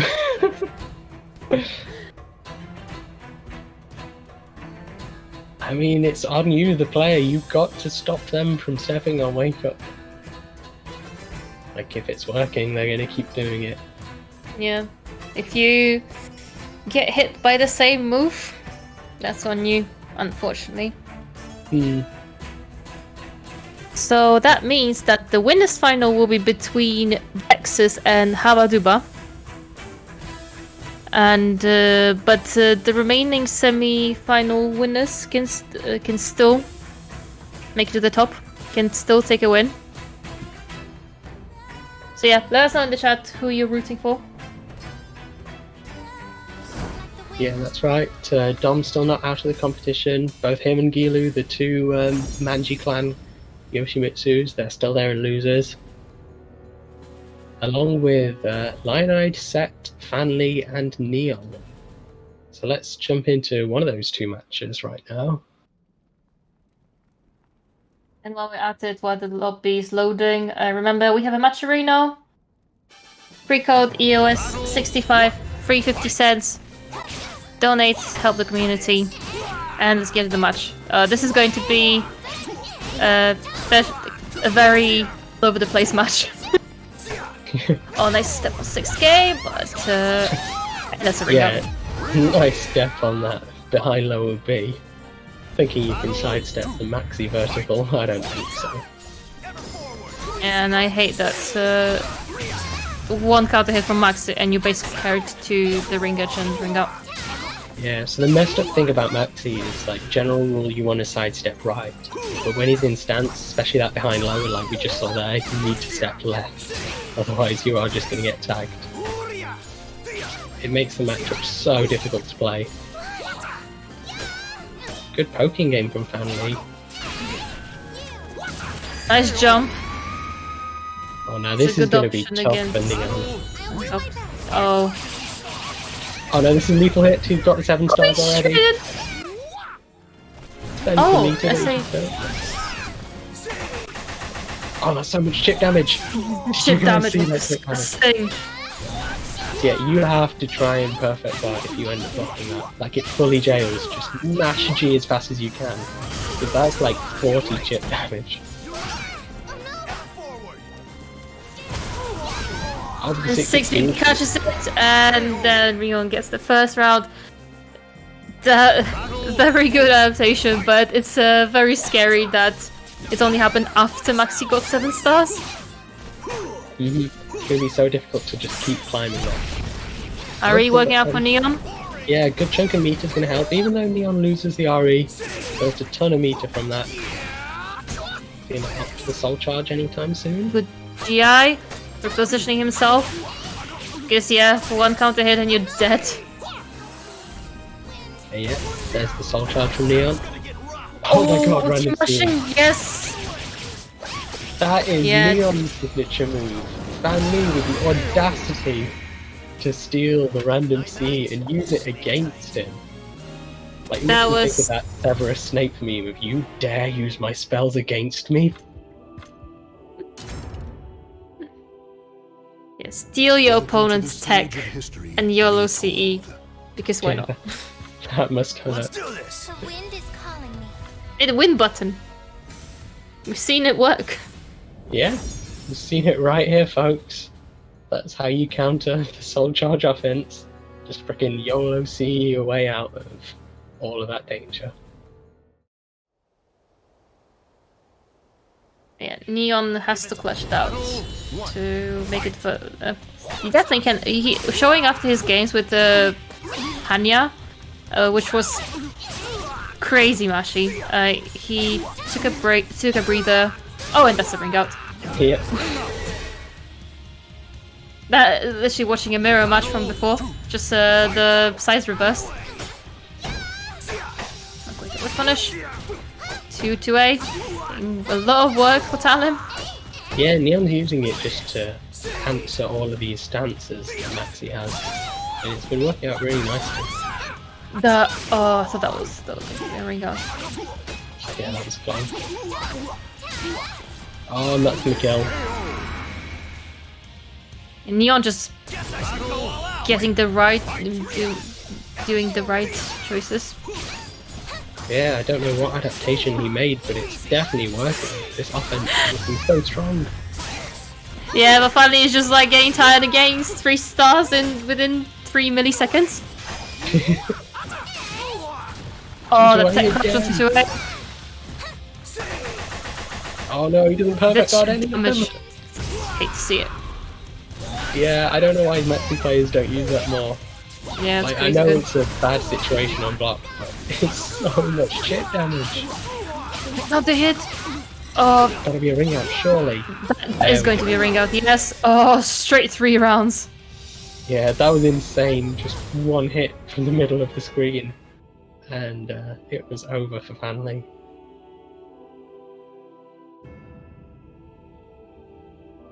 Yeah, absolutely disgusting.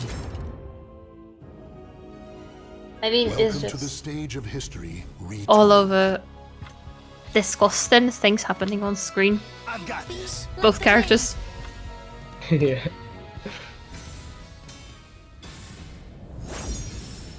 Oh, small stage. Good for Neon. Yeah, probably exactly what Neon wanted to see. Battle 1.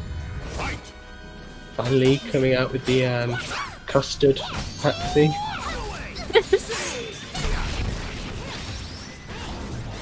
Psych looks very. He's Oh, he's winning every did you say- RE. Yeah, competing for the rock paper scissors master. Go for a break. Oh, but Neon just not respecting. Like, the 2-2A has saved him a lot of times in these stance getting games, but not in that one when there's a frame trap like that. But that was really good, right? Yeah, Oh, that was a very weird wall splat. oh, And there but we go, very well reversing. played. Oh, Neon. Oh, I don't know if that was a patience from misinput, or maybe Neon just didn't know which side to move towards to get the wall splat. Potentially going for a reset. This is so much range, Jesus. Oh, doesn't get the wall. Oh, there But it then, is. fingers. Punish. And there's 7 stars. Good tag on Oh. 4BA. That was beautiful. Not going to reach the wall. Oh, he drops it. Yeah, he didn't get the good kind of wall splat. Gives Neon another chance. There's a random scene. No! That was the miracle that Neon needed! And he gets a bar as well. Yep, showing Family that he is the master of random scene. Family can't take that away from him.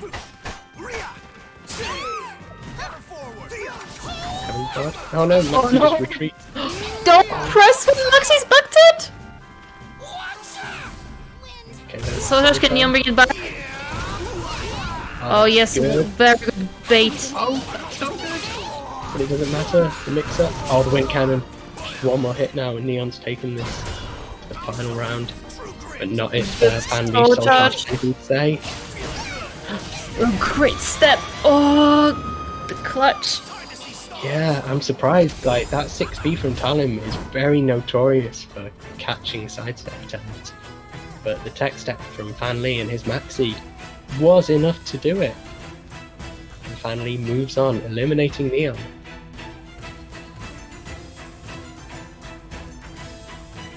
Yeah, this match just inspired Neon to hit a bean in the comment section and land a Maxi. Yeah, that's one thing I do admire about Neon. Like, anytime he takes a loss, he just turns it into motivation, and he's like, I'm not going to let that happen again. I'm going to come back next week, and I'm going to win this. Yeah, that's how it should be.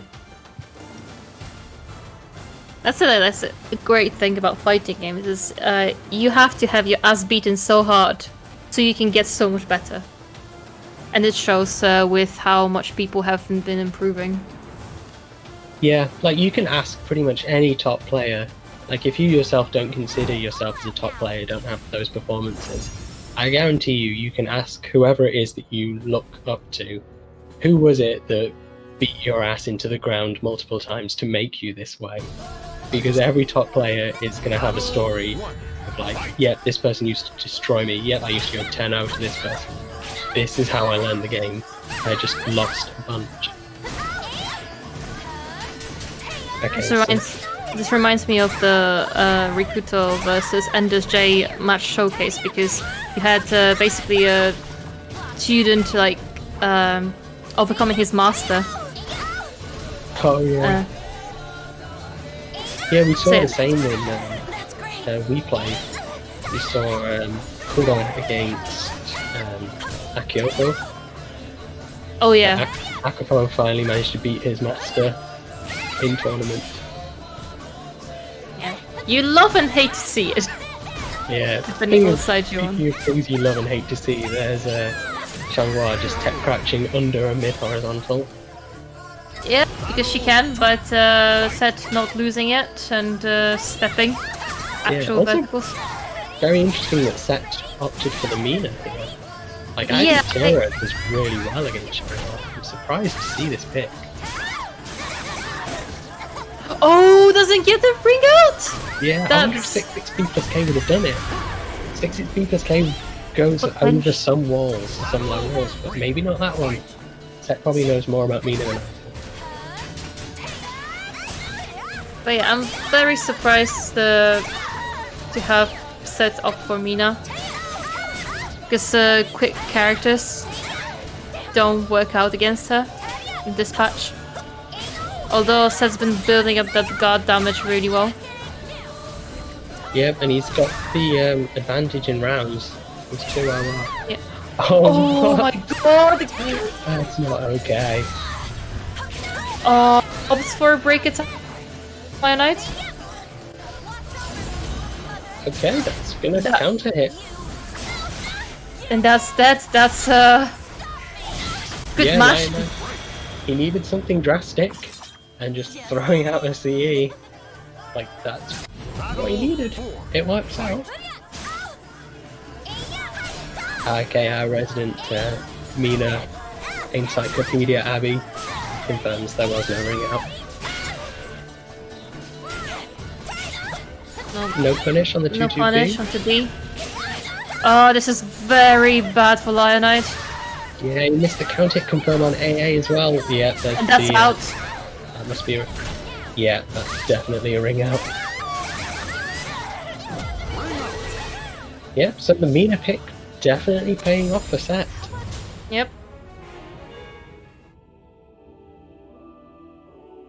actually doing meaner things with building the guard damage, breaking it, ringing out, Welcome to the stage of history and zoning. retold. Good showing from Set.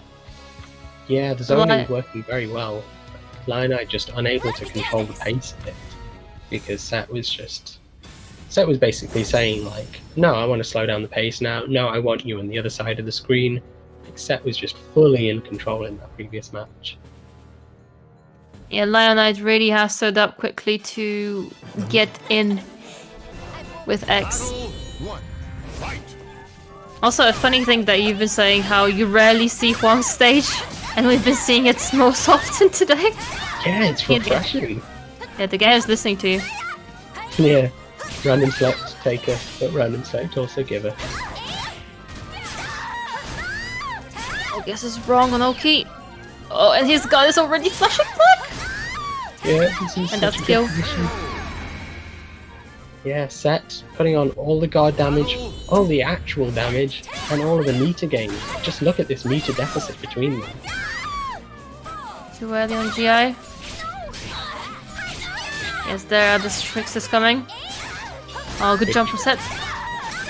Yeah, surprised he still went for it. Last time Set went for the jump, and Low hit him out of it anyway. But it pays off this time.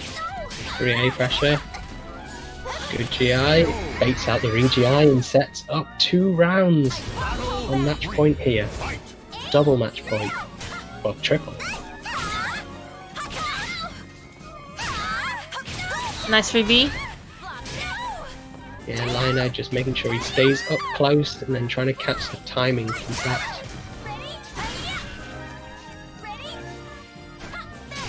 Good step 2G. Oh, very good. Great. That was a very good stepping from Lionite. And there it is. Lionel is still in this. But he needs to win the next 2 rounds in a row if he wants to stay into this. That's not a good start for Lionel.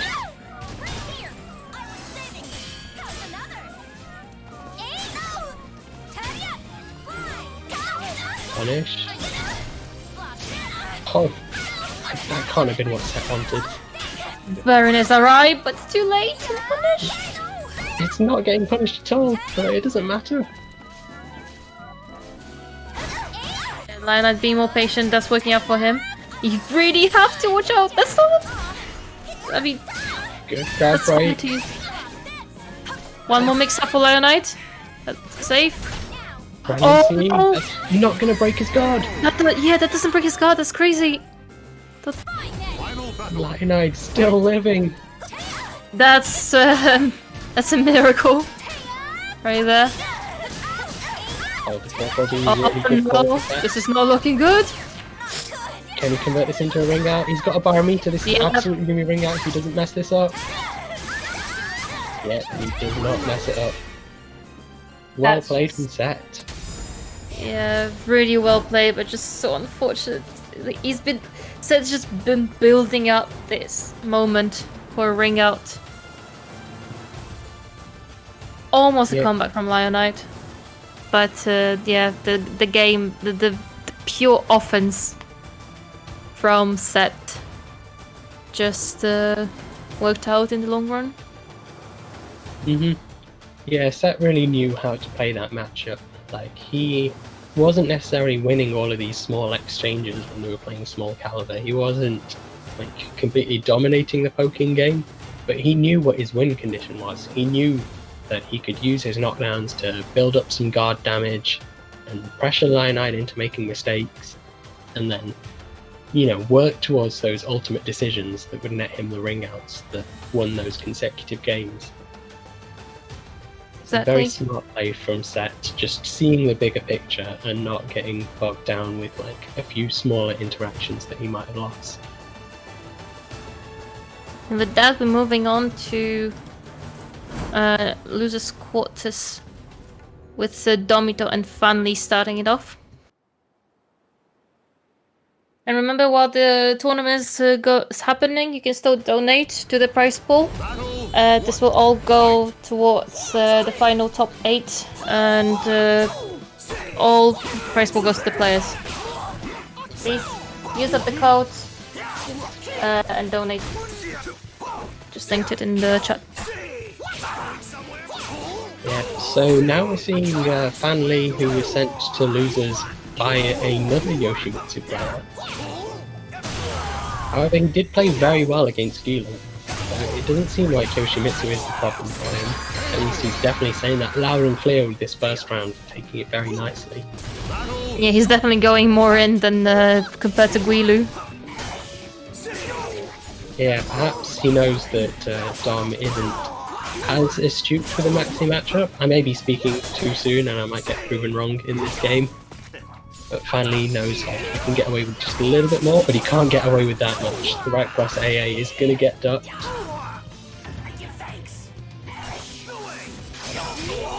The save? Yeah. Oh, Jesus. okay, there's like one perfect guard in there. Yeah, not enough. Oh no, is that a kill? Right. Oh, that's sad. Yeah, the low mix-up clutches Yin out. called it already. Is it a B? Great pressure from Dom. He's probably mad about losing to the 2A+B, so he's now pressing all of the buttons. Oh, that's unfortunate. Yeah, Max is so fast-paced, so when you think that it's your turn, if he's back turned to you, Yeah, you have a bad time. losing on 2 bars of meter. We saw it in his previous games as well. He had been so reluctant to spend that meter, Welcome to the and stage often of history. cashing out on an overambitious CE that didn't whiff punish. Dom is going to need to really make sure he does not die on full meter in this next game. Because we've seen enough from the games today just how much work Yoshimitsu's Soul Charge can put in. Yeah, it's a win button. Yeah, exactly. Super small stage, at least until the walls are broken. This is a very small stage, not much room for Fan Lee to move about. Yeah, with a great bring-up potential for both characters. Battle 1. Fight.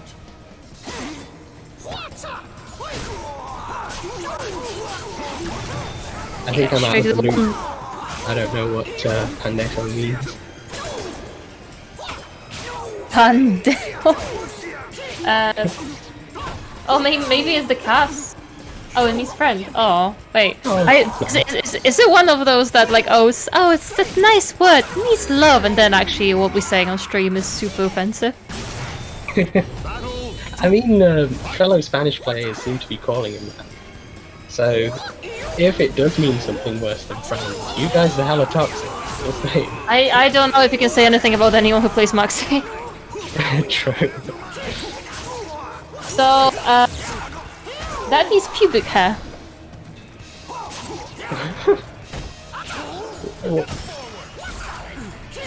There must be more to this. Is there like a Spanish urban dictionary that we can use? That's pandeo. Well, pandeo literally means pubic hair. It is rarely if you ever use in such a way. Rather, it's mainly used as a stronger form of idiot. Oh, fellow Spanish players. Calling him out. Yes, Soulcalibur teaching you different languages. Yeah, Soulcalibur without borders. No language barriers today. Oh, no punish? Soul Charge, can Fan Lee bring this back? Oh, but so much shit damage! This is what makes it all good. This is just stay on the ground, there's low.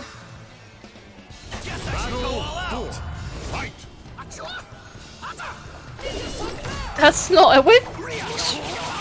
Yeah, way too ambitious, Dom. And it's Dom is well aware it's a very bad CE. Oh, that could have been a ring out. Yeah, that was meant to be a Q2B. There's no way he wanted jump B there. But Yoshi is sitting on 2 butts and he can. Yeah, and there it is. And Yeah. that is. Oh, Oh, okay. That's unfortunate. I thought he it would get the full session. That's not... You're not working. No! Why you... Soul charge! No! Ari with Foxy soul charged! Oh no, there's a GI. It's a mess, this is a mess! Yeah, and that's enough to kill. Soul charged 7-star Maxi. Too strong.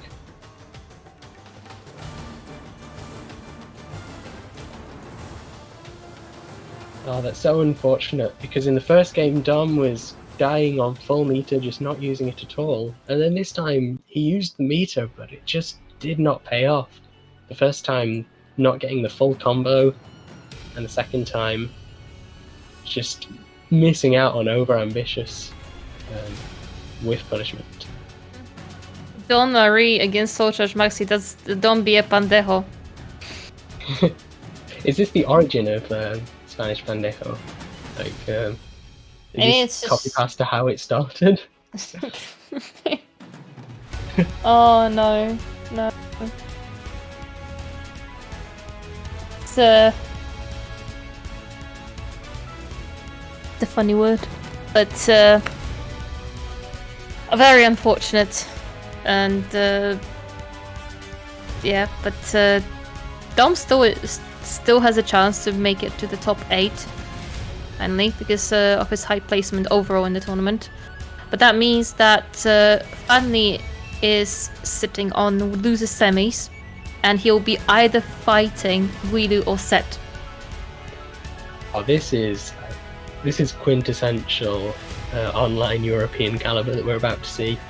Like, Oh, yeah. Name any European online event without Set versus Gilu at some point. I've completely lost count of how many times we've seen them. Like, we saw them fight, I think, 3, maybe even 4 times in the last OFC. We saw them fight in ETL just a couple of weeks back. And we keep seeing them fight in EOS. Yeah, it's when we were deciding, because this is our boy Manji Cutfish against Darklove Set, and when we were deciding the games, we were like, oh, should we go with Guilu versus Set? And he was like, that's just, like, I can't count how many times I had to fight him. And so, you know, it's always the question, who will come out on top this time? Yeah, I'm sure that these two are probably sick to death at this point of having to face off against each other. Set can spice it up with Mina, who he's been using this weekend, or he will stick with Tira, who, you know, is his strongest main, and because she's just strong in general, that's quite a good pick against the Yosh one. Yeah, I think Tira would be the smartest play here. Yeah, there it is. Yeah, he's beaten Gilu before with Tira. Even though historically I think Gilu might have had slightly stronger track record in general, we've definitely seen Set beating Gilu with his Tira. Yeah. Last time at the EOS, I think it was 5-4 actually, when they fought each other. ETL, yeah. Yeah, well.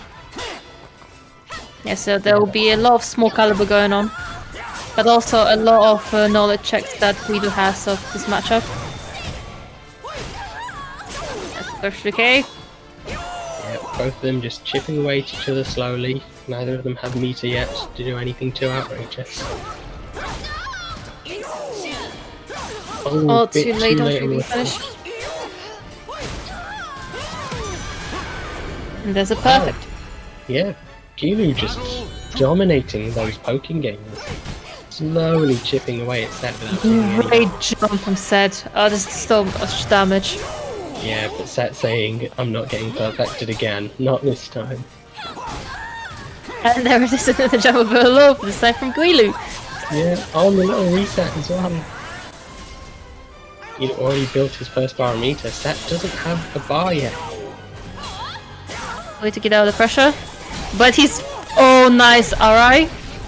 Ari back from Guilu. He's going to win the exchange. Oh! Oh, gonna heal some health as well. Oh no, he's gloomy. There's no heal. It's just a shitload of damage. The interesting thing is that today in this tournament, those who were hit by Ari have won the exchange, rather than those who initiated it. Yeah, only in 1 in 3 chance of that happening. We've seen it happen, what, 3 times in a row now? Set a little bit late on his punishes, so opts for a grab. Oh no, 2 in 15. Yeah, Guido doesn't let him. Oh, there's the wasp is going. This is going to be disgusting. Yeah, oh, he dropped the thing. Drops it. Yeah, Set is preserving his meter. Good step on 6B.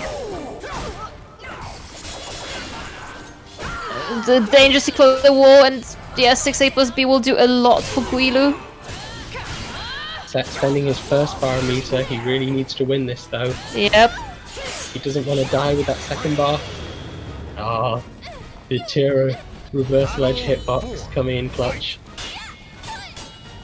He was stepping the right direction as well.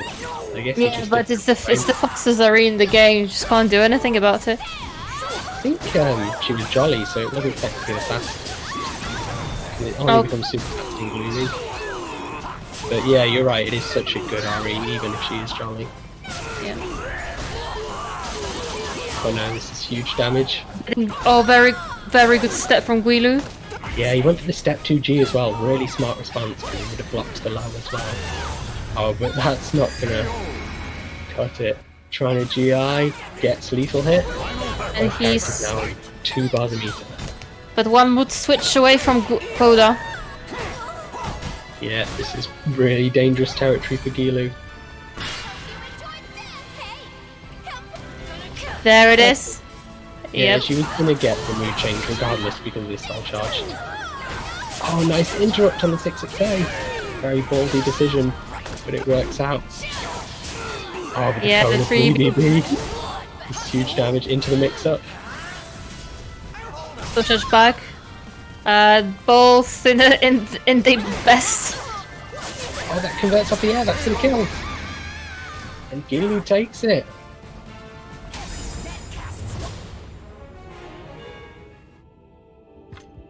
So very good stuff from Gilu. Very long first game as well. Like they really went down to the wire. Set really build up that comeback. Welcome to the stage of history retold. Like, we've seen incredibly fast games. We've seen like Dexter's matches where he basically managed to speedrun Gilu, even though it was surprisingly close. It was just so fast because of how explosive Dexter's played. But then comparing it to this match, like both of them are playing so much like small caliber poking games. Even though it's another close matchup, this one is really going down to the wire.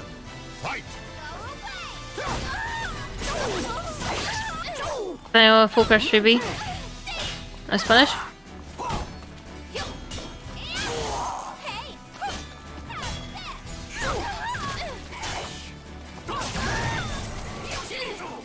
Good poking game from both of these. And the clash. Not overcommitting to strengths. To 2B from Gilu, this move is just so good. Oh, and such a good whiff punish there with the 4KB, just enough to kill.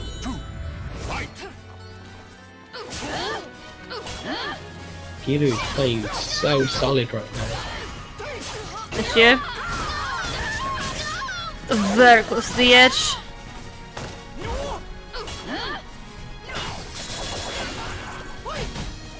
Frames.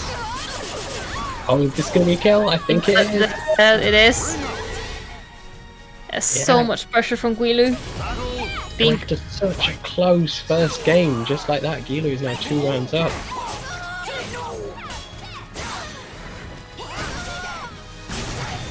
Set. He needs to make something happen. Like, he has those 2 bars a meter. There we go, there's the first one. Needs to get some mood changes, farm Coda quickly. Started this round just with 2 mood switches, but he's managed to get 2 more. Oh, and a lethal hit. Oh, great Oki choice.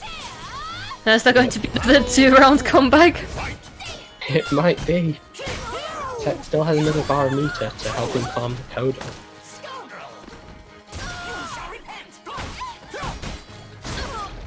There's a health-based mood change, but Gino hasn't been hit yet. That's going to have to make a massive comeback now. He's not got Coda on his side. Swings into 3BB. What's the mix going to be this time? Oh, nice duck. 3k, sealed. 3k. When you have a great 3k, you might as well use it. Yeah, This time, Guilu preserves his win streak and takes out Set out of the tournament. a very impressive play from both these players, but particularly Gilu for managing to really make the right adaptations and seal that second game quite convincingly. But well played to Set, a very consistent player, very strong competitor. Like, he manages to keep his standings within the overall points, the scoreboard. So there's still a good chance that we'll see Set in the finals if he keeps performing this way. Now, And we're going to see the run back. yeah, and we're just going to have a lot of Maxi versus Yoshi on play today. Yeah, that's looking like the theme today. Lots of mirror matches, lots of Maxi versus Yoshi as well. Hope everyone's enjoying this particular matchup because I'm not. I appreciate the honesty.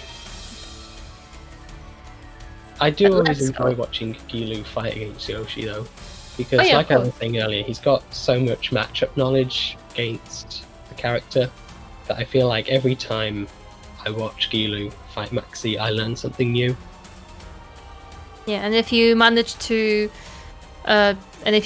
get decent damage off Guilu, then that means you did the biggest brain read ever that he couldn't see coming. Yeah, like you can't surprise him with conventional gimmicks that you would just throw out in ranked. You got to be like there with the big brain plays, which Fan Lee has proven that he can do. This is going to be a tough one because this is a very favorable stage for Guilu. Unless we get Soulcalibur again. Please no. Oh no! Um, Don't tell me you've jinxed it. Oh no! no, No! I was just joking. No. Okay. Okay. Who teases the Caliber guards right now, just Yeah. teasing us like that. Oh no, chat just getting completely out of hand. I like that. Futon versus Pandejo.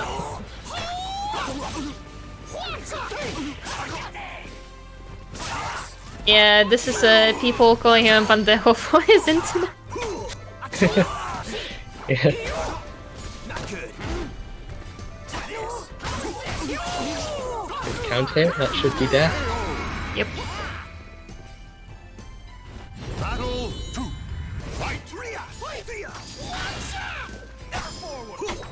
And then sense that's nice AA. Oh, great GI and Yeah. break attack. Yeah, the call out, Fandy remembered their previous game, how Gilu was regearing every single time. Oh, but that's not going to be a out. Is this? Surely this... I don't think it is, no! He didn't even get the second wall Just- slide. Yeah, the stage getting Soulcalibur again. Yeah, these are basically RNG wall combos at this point. Nice patience from Fan Lee. Yeah, very clutch. Battle 3. Fight. Okay, guess we're on a string. The surf's gonna get rough. Yeah, can't really try that one either. I don't think Gilu even tried. Oh no. Oh, that's Oh, not we a get the Christmas. Oh, good reaction from Gilu, seeing the 6 HP got stepped, chooses to Kobo. Only in a difficult situation. Now Gilu in a difficult situation. Oh, can't you confirm on the AA? Good punish. Yeah, watch out for the stories. Oh, great interrupt with AA. Yeah, it's such a ballsy call, but it works out.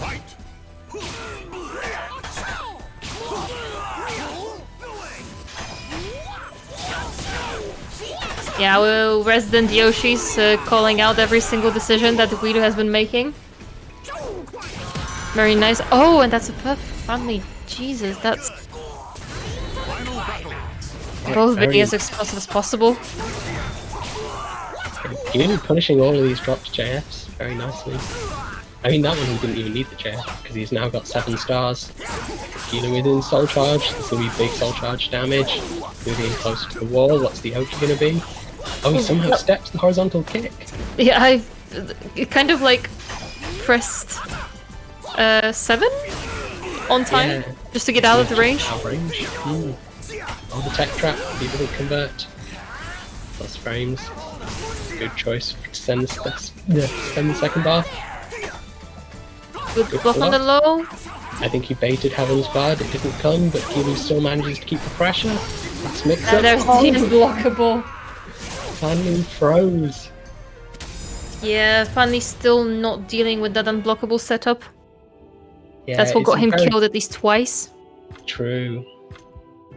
It's just so difficult to fight against because Welcome to the stage of history. you can't block it, you can't duck it, you can't GI it.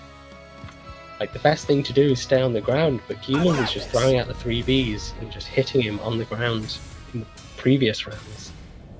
Did he not Heaven's Guarded it, or did he not have meter for this? I don't think he was in stance, like he has to Okay. do a move that goes into stance to Heaven's Guard.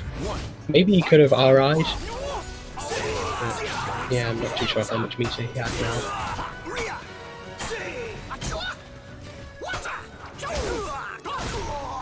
Nice duck. Oh, but Gilu dropping the A6. Okay, there we go. Nice step from Fanny. Yeah, but he's just out of range for his combo. Might not matter because, yep, he releases early on the charge attack. Catching Gilu trying to either sidestep or interrupt.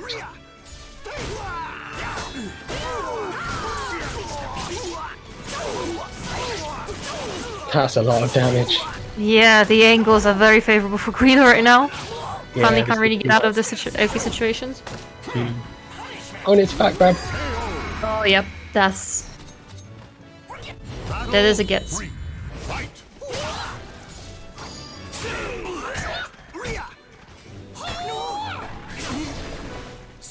Run in helicopter.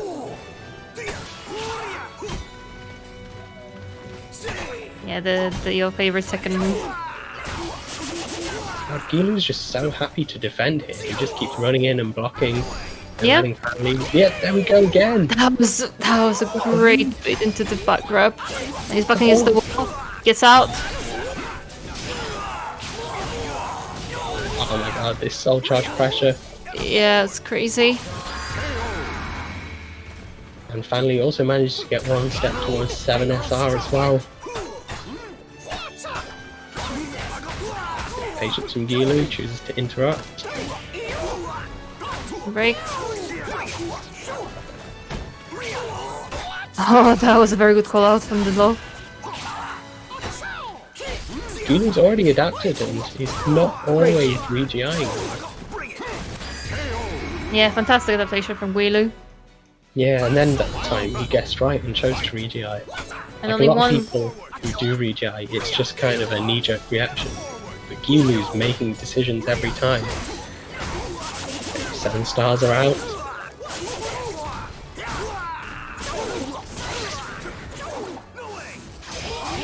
Very good use a soul attack. The lethal hit, and then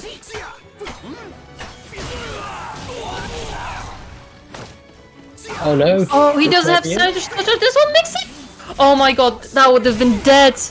Yeah. That Okay, soul charge That was versus soul charge.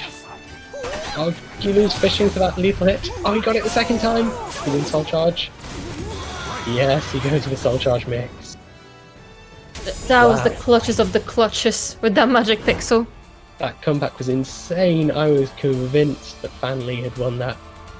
I think Fan Lee was convinced he'd won it. He was 1 poke away. So since this is, let me just check the bracket. That was losers semis, yes. So that's first to 2, and then so now we're going to have winners finals. Dexter and Habadu have been staying quiet for a while, waiting to play against each other. So we're going to see their game right now and see who takes this. That's right, so Dexus, Habaduma, and Gilu are our top 3 for this tournament. Yeah, so Dom doesn't have to unlive himself. I guess not.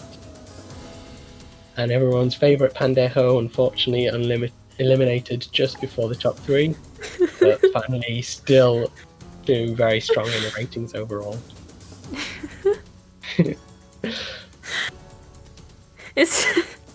It's such a like innocent sounding word, Pandejo, but like I think that's the And- problem with a lot of like Latin languages in general, like Spanish, Yeah. Italian, French. Like everything you say just sounds so romantic and pretty. Especially like with Spanish, it's so fun and upbeat sounding. It doesn't sound like it could do any wrong. But then you realise what those words mean, what Pandejo actually means, apparently. and we have a Spanish Armada happening in the chat right now with people rooting for their favorite Pandejo.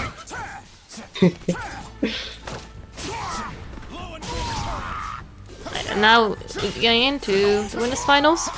Let's see how Haba is dealing with Dex's growth. Slap me a ring up, that's big damage. One more mix up. Oh no, lethal hit. That's unfortunate. Wow, Haba actually backstepped too far to be able to get a whiff from it. Oh, good parry. The lethal hit, what's the mix up? Enough to kill because he doesn't have the meter. Great block. Oh, that doesn't kill. There's. Is that his 3k? Or Something like that, yeah. one good thing that Haba might be happy about is that he doesn't have to deal with Dark Legacy, like one of the most hated mechanics by him. Yeah, true. I wonder how well he knows the Grow metrics, because not many Grow players exist out there. Yeah, everyone has a pocket grow, but not to the extent that they commit to full knowledge and actually commit in the tournament. And that was a very nice. Whiff punish. Yeah, good recognition from Haba, knowing that he could have just gone for such a big whiff punish there. Great dog.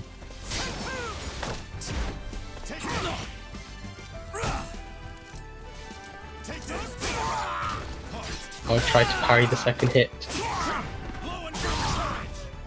Yeah, I wonder if that's the connection. Oh, very good step from Haba. Oh, there is the Dexter special. Yeah, and now both these characters are loaded up on meter. Oh, Dex didn't go for the soul attack there. I would have thought he would want that. Okay, now Yes. they're overcharging the meter.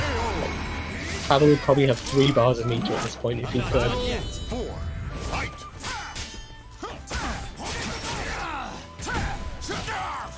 Good block. Oh, great step on the break attack.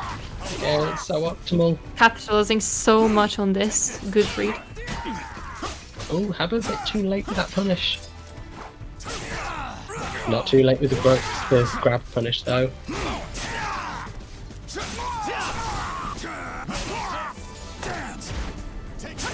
Grab break, one more hit from Dexus. Yep, takes it to the final round. No one really daring to use their meter yet. Yeah, they've just been hoarding this. Okay, finally. And then there it is.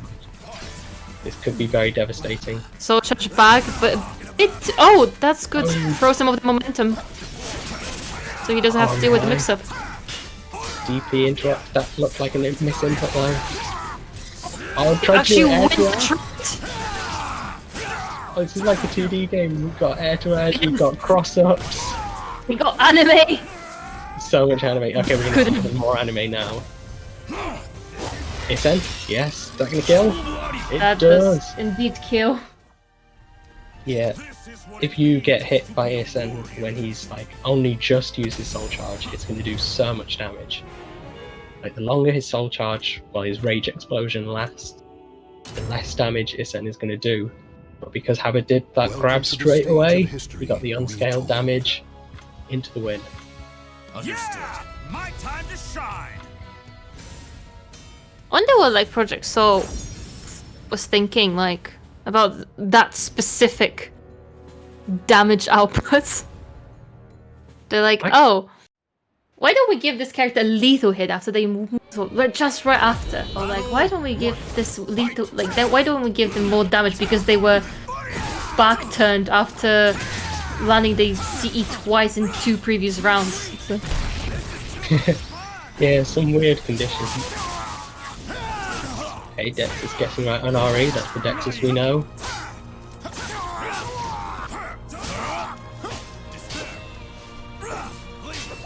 Step, but does a couple times, isn't it? Good. Oh, there it is. Oh, that's so unfortunate. How we're getting GI'd trying to punish that to 3D. You can see like the mirror patterns that he has from Siegfried. Yeah, using the 6A just like he does with Siegfried. Oh, is that ring out? That's another one. Clean sweep right now. Yeah, Haba will have to be a bit more patient.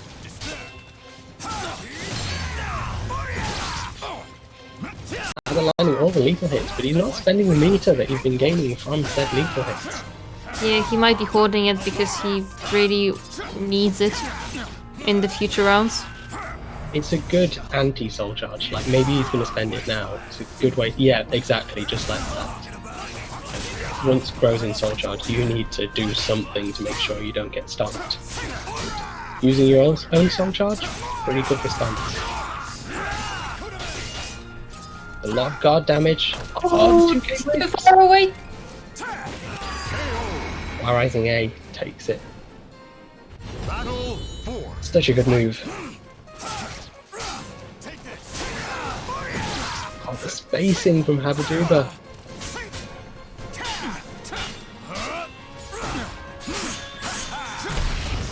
I'm really working out well for Texas. Yeah, again. Yeah. Oh, but guess is wrong! But he uses the Obscene meter. Punish from Haba, but it's not going to be enough because Dex is getting the momentum. The mid spends a lot of his soul charge. Oh, And that's a kill. but he does have to spend the meters to secure this kill. That's true. Dex You'll have is going to go into the final round with an extra bar of meter. It's going to be difficult for Haba to maintain his lead that he has right now in games. Battle. Fight.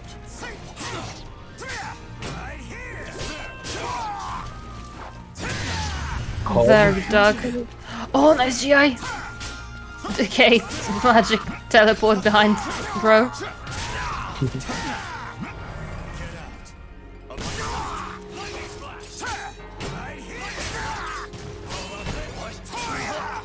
Oh, nice punish from Haba.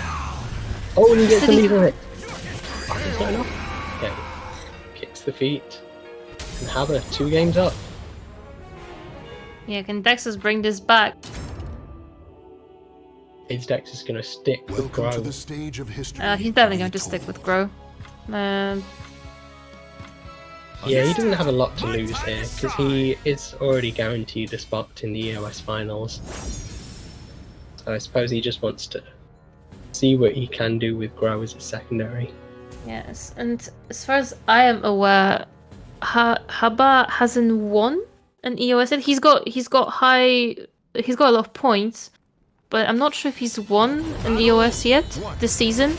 Yeah, So I think you're right. he's playing full on competitive, so that's like the best condition that Dexus wants to play in, because he wants to see how well he can perform in a very fierce environment. Yeah, Yes. so Haba's actually the highest ranking character who has the highest ranking player who hasn't already qualified at the moment. Very nice RI. Yeah, Dex is probably fishing for that 2-2B. And there is the Hori. Yeah. Good round ender with 6-6A. Makes Grow's hitbox really it's hard to hit.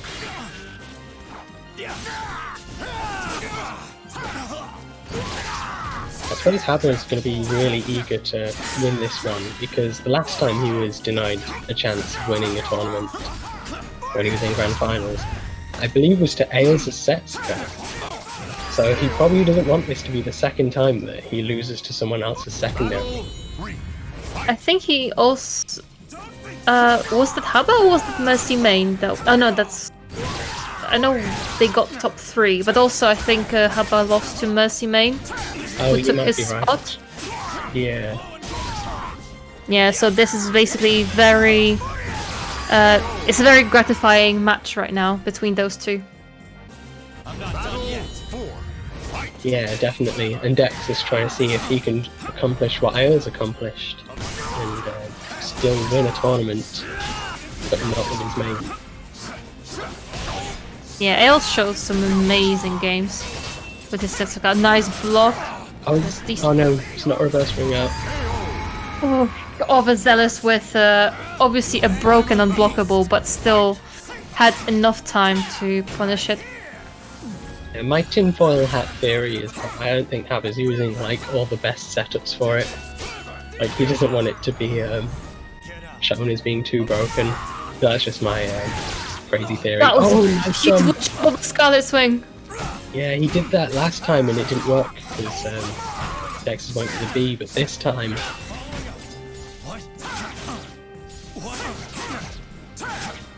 Good patience from Haba baiting out the GIs. Oh, but he's gonna get. Great GI. Yeah,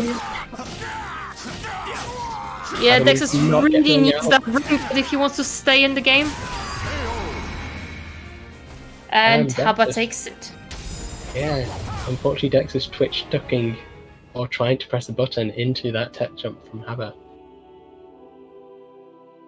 So Haba Haba takes moving 3 on. games straight, and he'll be sitting comfortably in the grand finals. And today might be his day, where he gets a guaranteed slot in the top 8 at the US. Yeah, it's looking good for him if he can continue playing like that. But first, we're going to have to see the winner of the losers finals. It's going to be another first to 3. And it's going to be Dexus up against Gilu. And it is Dexus who sent Gilu into the losers bracket. It was 2-0 to Dexus. So we're going to have to see whether Gilu's been doing his homework and thinking of like a new strategy going into this game. Yes, this is the next 2, possibly 3 games. Is the redemption arc for one of the players, where everyone wants to take a revenge on each other. And while we're waiting for Guilu to join in, reminder, we have a match arena. I think we still have the code to use, EOS 65, where you donate 50 cents for free. If you haven't, please do so. All the money is going to. Oh, we've run out. Yeah, well done, everyone. Nice one. Nice. But that doesn't mean that you should stop donating. As long as this tournament is running, you can still contribute. 50, like your own 50 cents, $1, $2, 35, 69 cents, whatever. This all counts, it matters, because collectively we can build a huge prize pool to reward all those fantastic players that have been giving us a really good show in the past and in the upcoming weeks. Yeah, absolutely. They really do deserve that prize money for just all the work they put in and the hours they put in. And even if you don't have any money, I think the sponsor quests are still going, still have a sponsor quest left. So be sure to snap those up as well if you don't have any money to directly put into the pot. Yes, help out the Match Arena for supporting FGC and esports. I'm trying to read out the contributions, but my Match Arena frozen me. But okay. Yeah, but we me got too. the games. I can only assume that like people are going so crazy with the donations right now that we actually broke Match Arena. FGC actually doing this again. Yeah. Oh, it's wow. a bad grab. Tech crouching 66k. That's nice.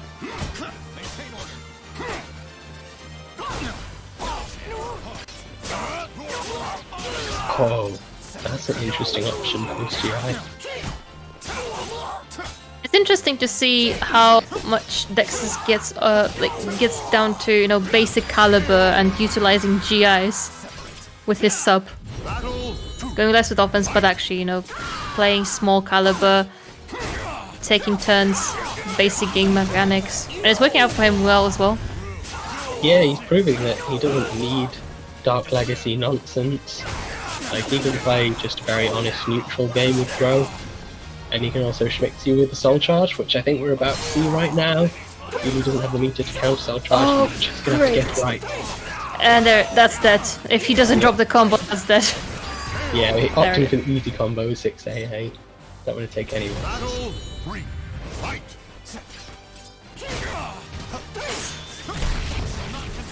And there it is. Building towards another barometer. Yep, he's gonna have another Soul Charge now.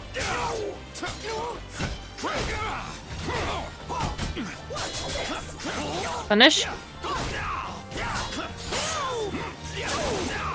Oh, Hosari, that wasn't that cool from Dexus. Yeah, it gave Gilu time to spin even closer to the wall. Attack. Oh, That no. was. What was just. I forget that that lethal hit exists. Even though we saw it yesterday with Phantasm against Gilu. And Gilu was jumping over the Mina 1Ds.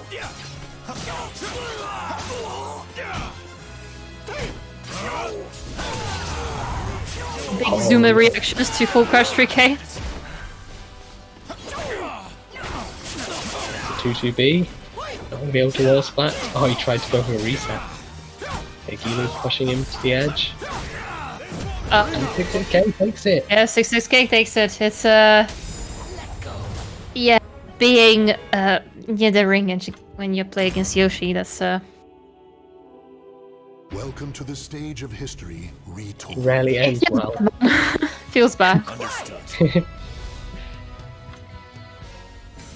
Yep, so it seems like Gilu does have a new game plan going into these matches. This is looking very different to what we saw in the winner's side of brackets, where Dexus was dominating.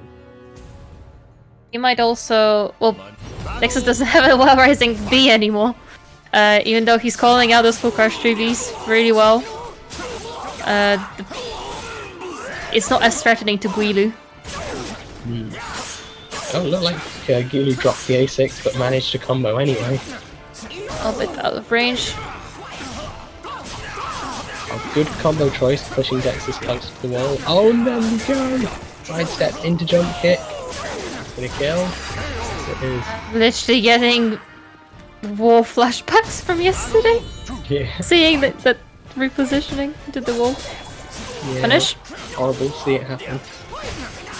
Nice duck. Big damage again, pushing Dexus towards the wall. Good choice in Dexus using 6-6A to get a bit of wiggle room, get out of that positioning. Wheeler going for really big reads. Yeah. Gonna hurt that built second barometer for Dexus. Oh no! That's crazy. And the second KO! Let's go! That Just speechless. yeah, I'm just. I mean, Guilo is playing Yoshi basically. Like that's how you're supposed to play him. Oh, and that's a flash! Let's go! Oh my god, actually worst CE in the game. Yeah, it genuinely might be. Oh no, And this is so much costs damage. a lot. That's frames. They reverse the positioning, get out of splat. Oh no, not twice in a row, Gilu. Yeah, that was very, very, very overzealous. Yeah, you can't hit someone like Dexus with that 2 times in a row. But it's Maybe also the twice fact in a that it's also the fact that sometimes it's a very good call to stay on the ground.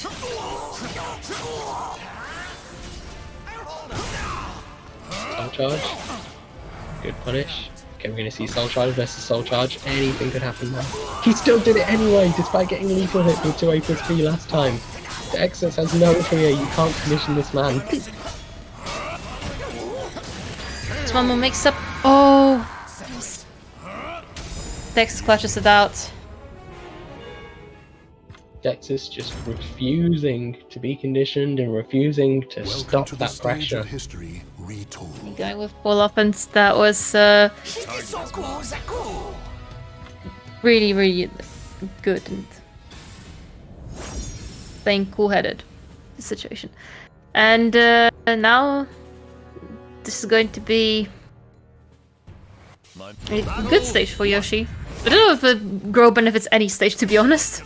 That's the thing, like, I feel like whatever stage gets selected, I'm like, yeah, this is a great stage for Yoshi. Yeah. Like, he's happy being pretty much anywhere. And Grow's just there. Grow's not bad when it comes to ring outs though, because like it's hard to pressure him against the edge because at any moment he could just 6-6A and get the reverse ring out.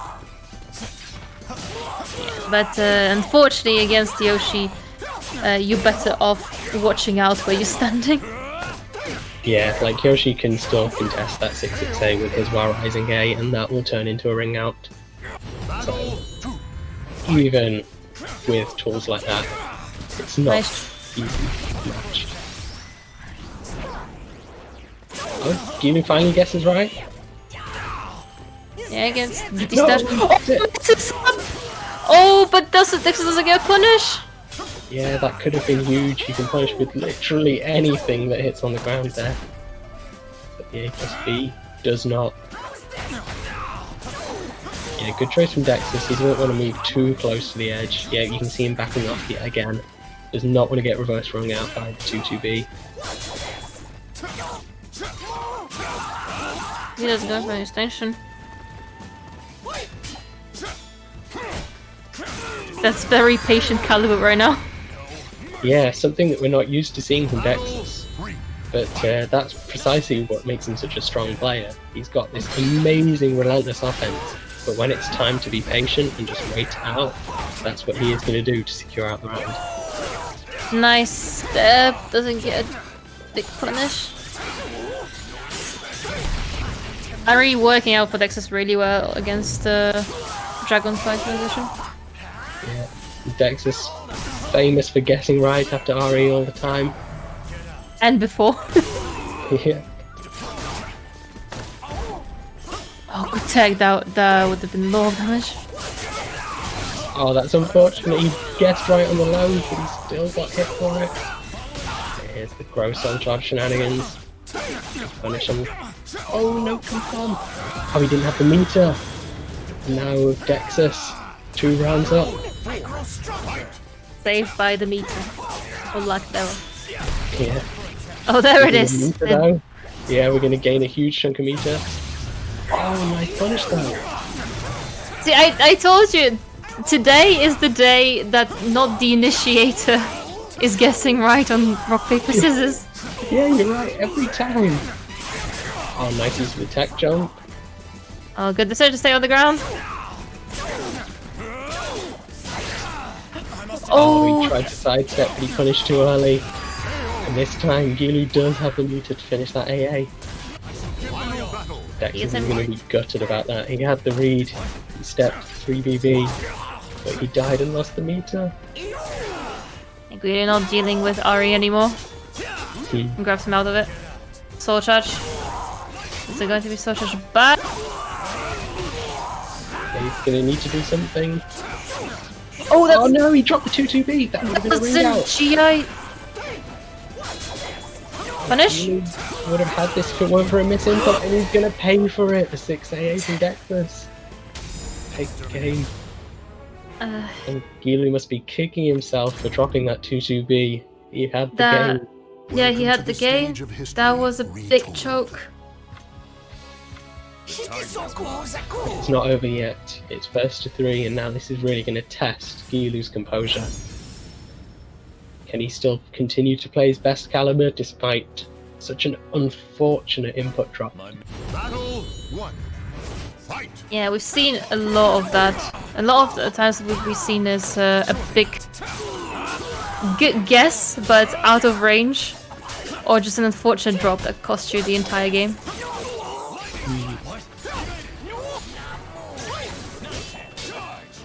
Oh yeah, the bit of a break Yoshi to be. that was very quick. Nice step.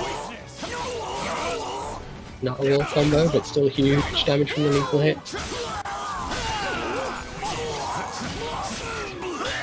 One more poke from Dexus will close it out.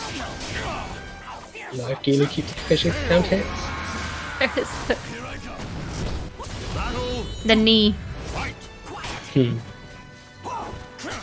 Nice step. Step from K.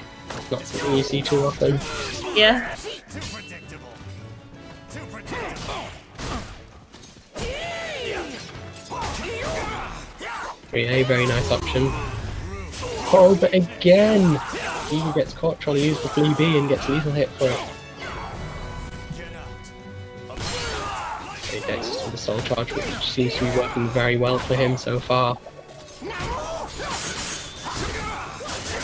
Oh no, that's death. Yeah. And Dexus going into the next bar with flashing guard gauge because he went for that RE attempt.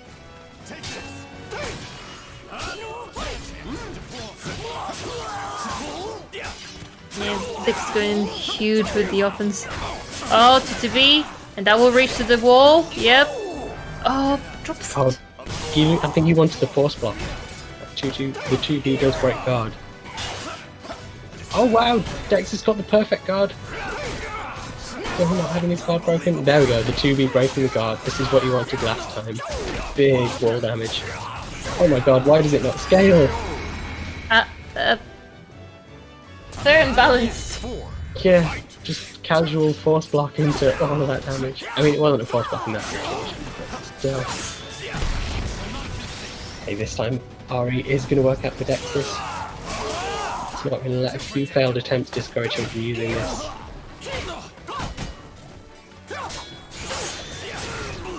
Oh, that was a very risky RE, but still knocks him out of the Dragonfly stance. Okay, using the meter that he built up recently.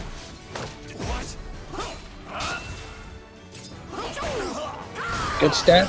Can he convert into a wall thump? Not from that angle. Oh, the tech crouch. Oh, the crouch. Gilu bring it into the final game of this first 3. Guilu possibly knocking Dexus out of the tournament. Possibly, but we can't speak too soon. We've seen that Dexus and Grow is clearly very competent. Gilu using the would you mind using Siegfried. That's a dangerous, dangerous game to play. Do you really want to see Siegfried here? I don't know if that's. Get ready. Oh, yes! Oh. You listened No. to- Why? Oh, Gilu, careful what you wish for. Why did you open this can?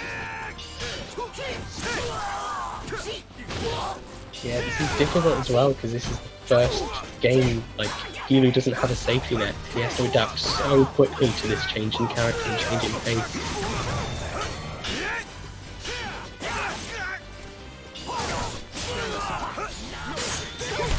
Okay, the RE works out. Gilu's building a ton of meter here. I swear. You're right, every time the RE initiator goes for it. Oh, nice punish with the Bar Rising A. Battery K not enough to kill. There's another bubble in neutral. That's a. Also, is this a mod or has Siegfried's voice changed? Yeah, that's why I was like, yeah, that he doesn't sound like this in 6. It sounds like 5. I need to turn up my volume then. I love SE5 Siegfried. Yeah, he actually sounds like. Oh, where's the whiff finish? The RE whiff. Oh, I love this voice. Okay, I need to focus on the game. I'm just too obsessed with SE5 voices. Oh, Gilu probably trying to go for the low, but it's just a little bit too slow to beat the bubble. And now Gilu 2 rounds down. Oh, that wish for Siegfried. It's not looking good. Good RE. He's already fully stacked on meter. Yeah, but that's very risky. Do you hoard it or do you actually try to? Oh, Yeah. K was nice. Using the tech crouch. Oh no! Baited it out with the cancel, but you still grabbed into the RE. Oh, Wow. see? It happens again. Nice block. Soul Charge and Dark Legacy. Infinity Running Bubble. Yep, I called it. Oh, don't jump when he's a Dark Legacy! Yeah. What else is it gonna do? It's Dexter. He starts. No, he steps!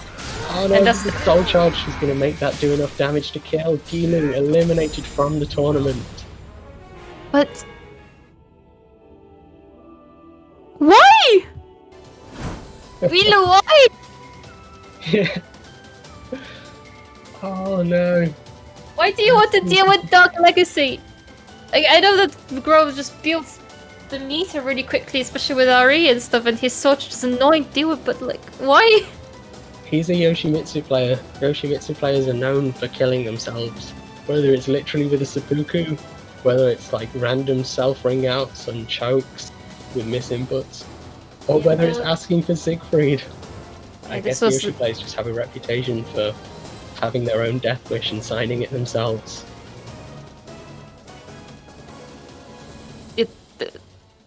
I'm speechless, honestly. Yeah, but Dexus wants to get a run back with his Grove. But this is going to be very tricky because he, even though the games were really close against Haba, he still lost 3 games straight.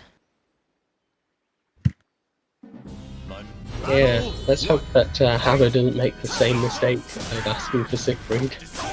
He would never ask for a Zeke, especially not if he sent him back to losers. Yeah, I agree. Oh, good dunk on the WFBA.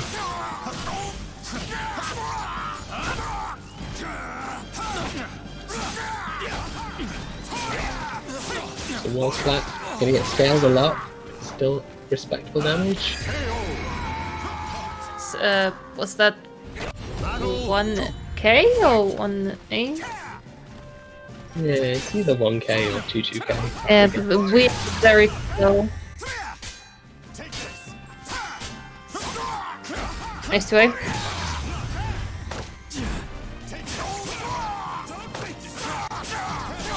Oh, got right into the grab.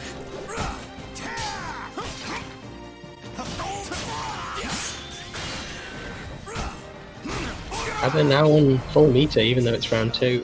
I think I should probably spend it on a counter Soul Charge. Yeah, he tried to. I was expecting Scarlet Swing. Yeah, and having wasted bar meter because of it.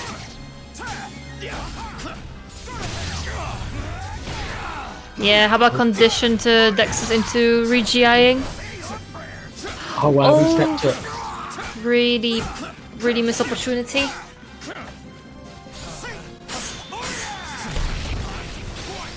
The RE is going to build up a lot of meter for Dexus.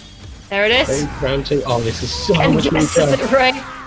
Yeah, Dexus decided to not make a mistake anymore. It's rock, paper, scissors. Stop hoarding your meter. Oh. I was afraid there's going to be a rage because of that stutter. Yeah, I wouldn't be surprised after what just happened there. That was a very convincing first game. However, he still has to win 5 more games. Yeah, that's true. Haba does have quite a nice safety net going into this.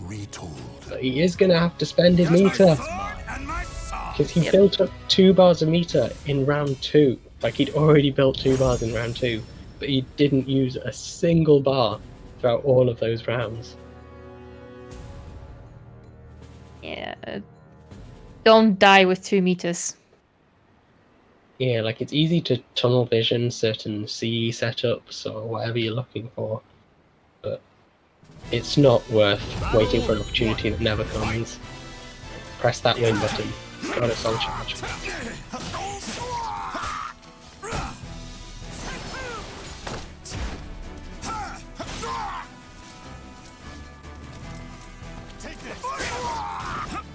Not only Haba, but also Dexus is getting into the comfort of backstepping. Yeah, Haba needs to regain that life lead if he wants to start backstepping. No lethal hit, despite trumping over that. God, Haber's been so on point with those grab punishes.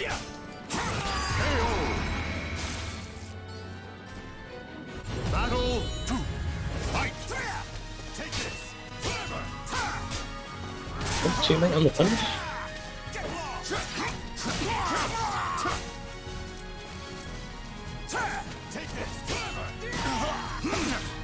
Finishes at that time, going for his I-12 this time.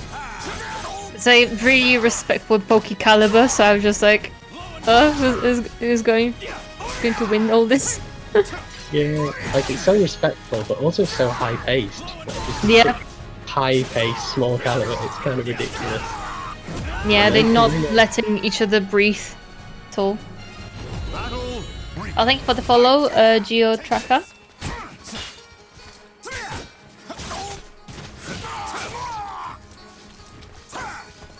We're trying to just create some space between them.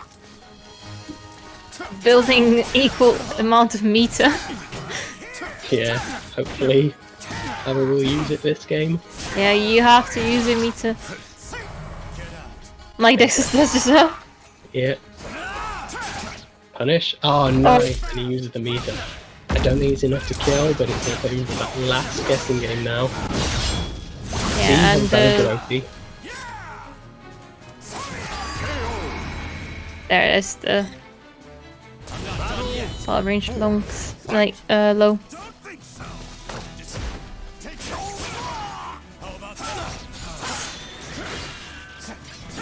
Oh, steps too late.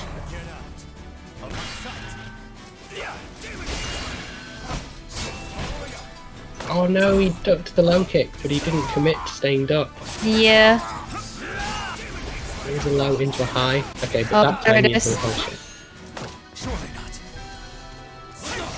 Amazing grab breaks from both of these. But just as I say that, Texas does not get the grab break and he's going to pay for it. It should kill. Yes, it does. That's one apiece, but Haber only 2 games away from taking this ETL week. EOS week. There's so many. Apologies. Welcome to the ETL, stage of OFC, history retold. EOS. Imagine, and all of these events are managed by one guy. Yeah. Imagine like having all the spreadsheets for over, I don't know, 500 events. Yes, words, heart, help, Yeah. and the guy. I'm convinced that Phantasm is basically a human Excel sheet. Like, I just think he just retains so much information in his head, and he's like such a smart person that like he doesn't even need these spreadsheets. He knows everything about every one of these acronyms. Do not. Battle 1. No, the spreadsheets are built in his brain. The Tapioca. Yeah. Whenever he releases one, like he wasn't keeping up to date. He just typed it out last minute, straight from his brain. Guess destroyed on RE. Yeah, this time the curse of the initiator isn't in effect. And this time gets the right grab. Yeah, the wall split into Loki. And then gets another one. Yeah, everything stopped working out now. All the grabs are landing, all the REs are working. So going to be a very good conditioning for Dexus. Because he's been mixing up people with his grab and mid game. Oh yeah, Chris Lock gets the launch finish. Oh, that's dead. That was like 10 layers of mind games just in one right there. Like he takes the unblockable cancel into a break attack to beat the GI. No. Oh, this is not. Yeah. Okay, so get a lethal hit. Finish from Dexus. Oh. Haber's so on point with those grab ducks. Oh, but drops the combo. Yes, good finish.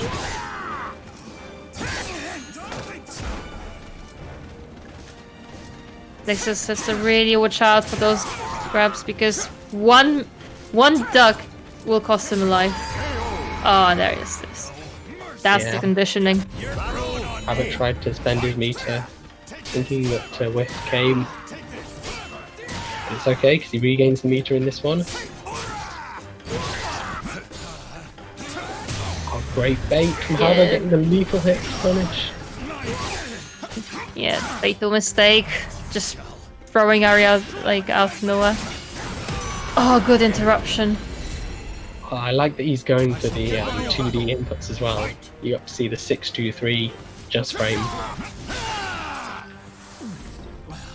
Yeah, good choice. Spend the soul Yeah, good charge choice of early, spending. because we want to see a rage explosion if this soul charge doesn't work out. Oh, but he look just at the combo! Oh, great teleport from Dexys. Yes. Oh, too late on Bit too 2B! late. The micro stepping and not overcommitting. Okay, here's the rage explosion. Yeah, also that's going to. Oh, that's so One much mix of. damage. No! It's done. There we go. Oh, Why would you just roll Ari this range? And he's. I mean, it's scary though, because he could just randomly Isan and it would catch you trying to mash or sidestep.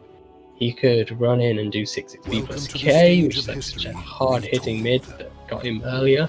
That was Or still too both his early. grabs combo into Isan. So I understand, like, I would be panicking there as well. I really do see why Dexys just pulled the trigger on RE. But Haba was one step ahead. But Dexys is staying in confidently with the grow. Even though he has it's his last chance, last two chances. Save himself from the loss. Yeah, that's right. Haba sat at tournament point here. Oh, great duck on the grab. Can't RE fast enough there. Battle 2. Fight. Also, we see Haba not opting for Guilu's strat and asking to not play Yeah, to he's not learned. play in the very final game, potentially very final game. Yep, certainly looking that way if Haba keeps up this offense. 6-8, not going to ring out there though.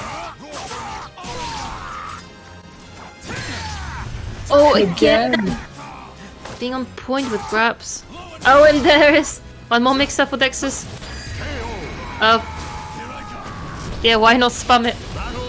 Yeah, apparently fast enough to beat the grab attempt. Potentially Dexys. if the tech crouches early.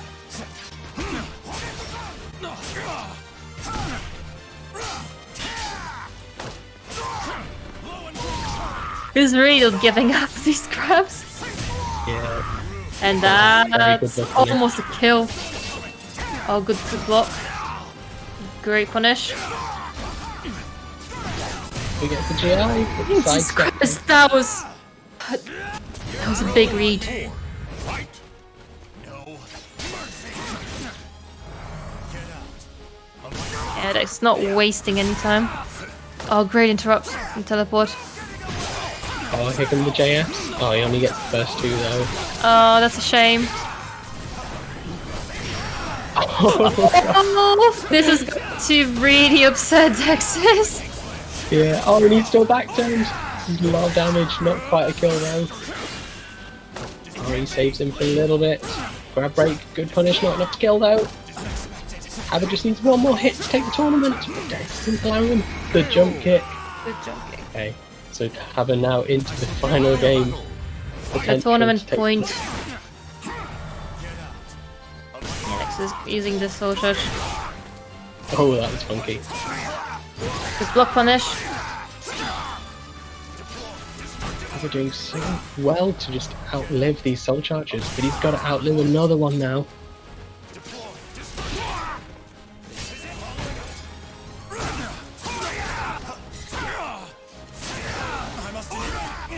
Potentially GI? one or two more guessing games. Oh, and the that grab. was- And Haba, Duba. Haba Duba is this week's EOS winner. Yeah, securing himself a spot in those finals coming up in a few weeks. So well played from Haber. Clutching it out with that grab punish.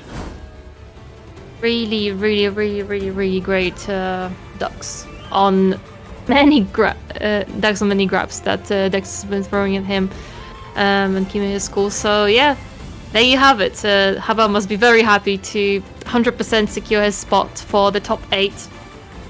And Dex is showing really well that he's quite confident with his grow, and might use him just as often as Siegfried, although I know that he loves playing Siegfried and just loves him as a character. Yeah, I'd struggle to see Dexus dropping Siegfried for a new main, but he's showing that he's definitely got a very competent secondary in the making right now. Yeah, and showing that you can also work with Grow, even though everyone has been consistently placing him in low tier list. Yeah, and so with that, our guaranteed qualifiers for the tournament, for the finals that is, are going to be Dexus, Mercy Main, Ailes, and joining them, Habaduba as well. So And thank you to everyone who tuned in. What were you going to say, sorry? Oh, just going to say that thank you very much to everyone who's been watching and sharing the event and also been contributing to Matcherino. While this stream lasts, you can if the website is still not crashing. We did it, guys. We broke Matcherino. Yeah, we broke Matcherino. Well done. Soulcalibur breaking records and websites again. So yeah, big thank you to Soulcalibur UK for hosting this and having us in commentary. And also big shout outs to Phantasm for running all these amazing events, because without him the Soulcalibur scene would be dead. Phantasm doing an incredible job of just carrying the EU scene, and we are eternally grateful for it. Yeah. Since we're talking about Soulcalibur events, there's going to be 2 ETL games happening tonight as well. So it's going to be All Stars versus To the Moon, and Logic of Madness versus let me just check. Let me just check. Logic of Madness versus Spike for Season 3. I think they're both happening at the same time, so you will have to make a choice or have a very good divided attention. Thanks. Can you help me out? What time it's happening? Phantasm definitely put out a link on Twitter. Like, he posts all of the schedules before they happen. So check out Phantasm's Twitter, see the schedules. In fact, I could probably do that right now. Let's have a look. So tonight, Sunday, 9 PM CEST. It will be both of the games at the same time. Yeah, so that's 8 PM BST for our UK folks. Because we're on Soulcalibur UK. So if you want even more good caliber, but with pretty casters and shit talking the other team and supporting each other, then watch these games, tune in, and we'll see you next week at another EOS. So sign up, keep playing, keep supporting, and we will be raiding 3 Angstatic. I've been Darksea, and this has been Polycarp. Thank you. Yeah, thanks everyone, and we'll see you next week. Bye-bye.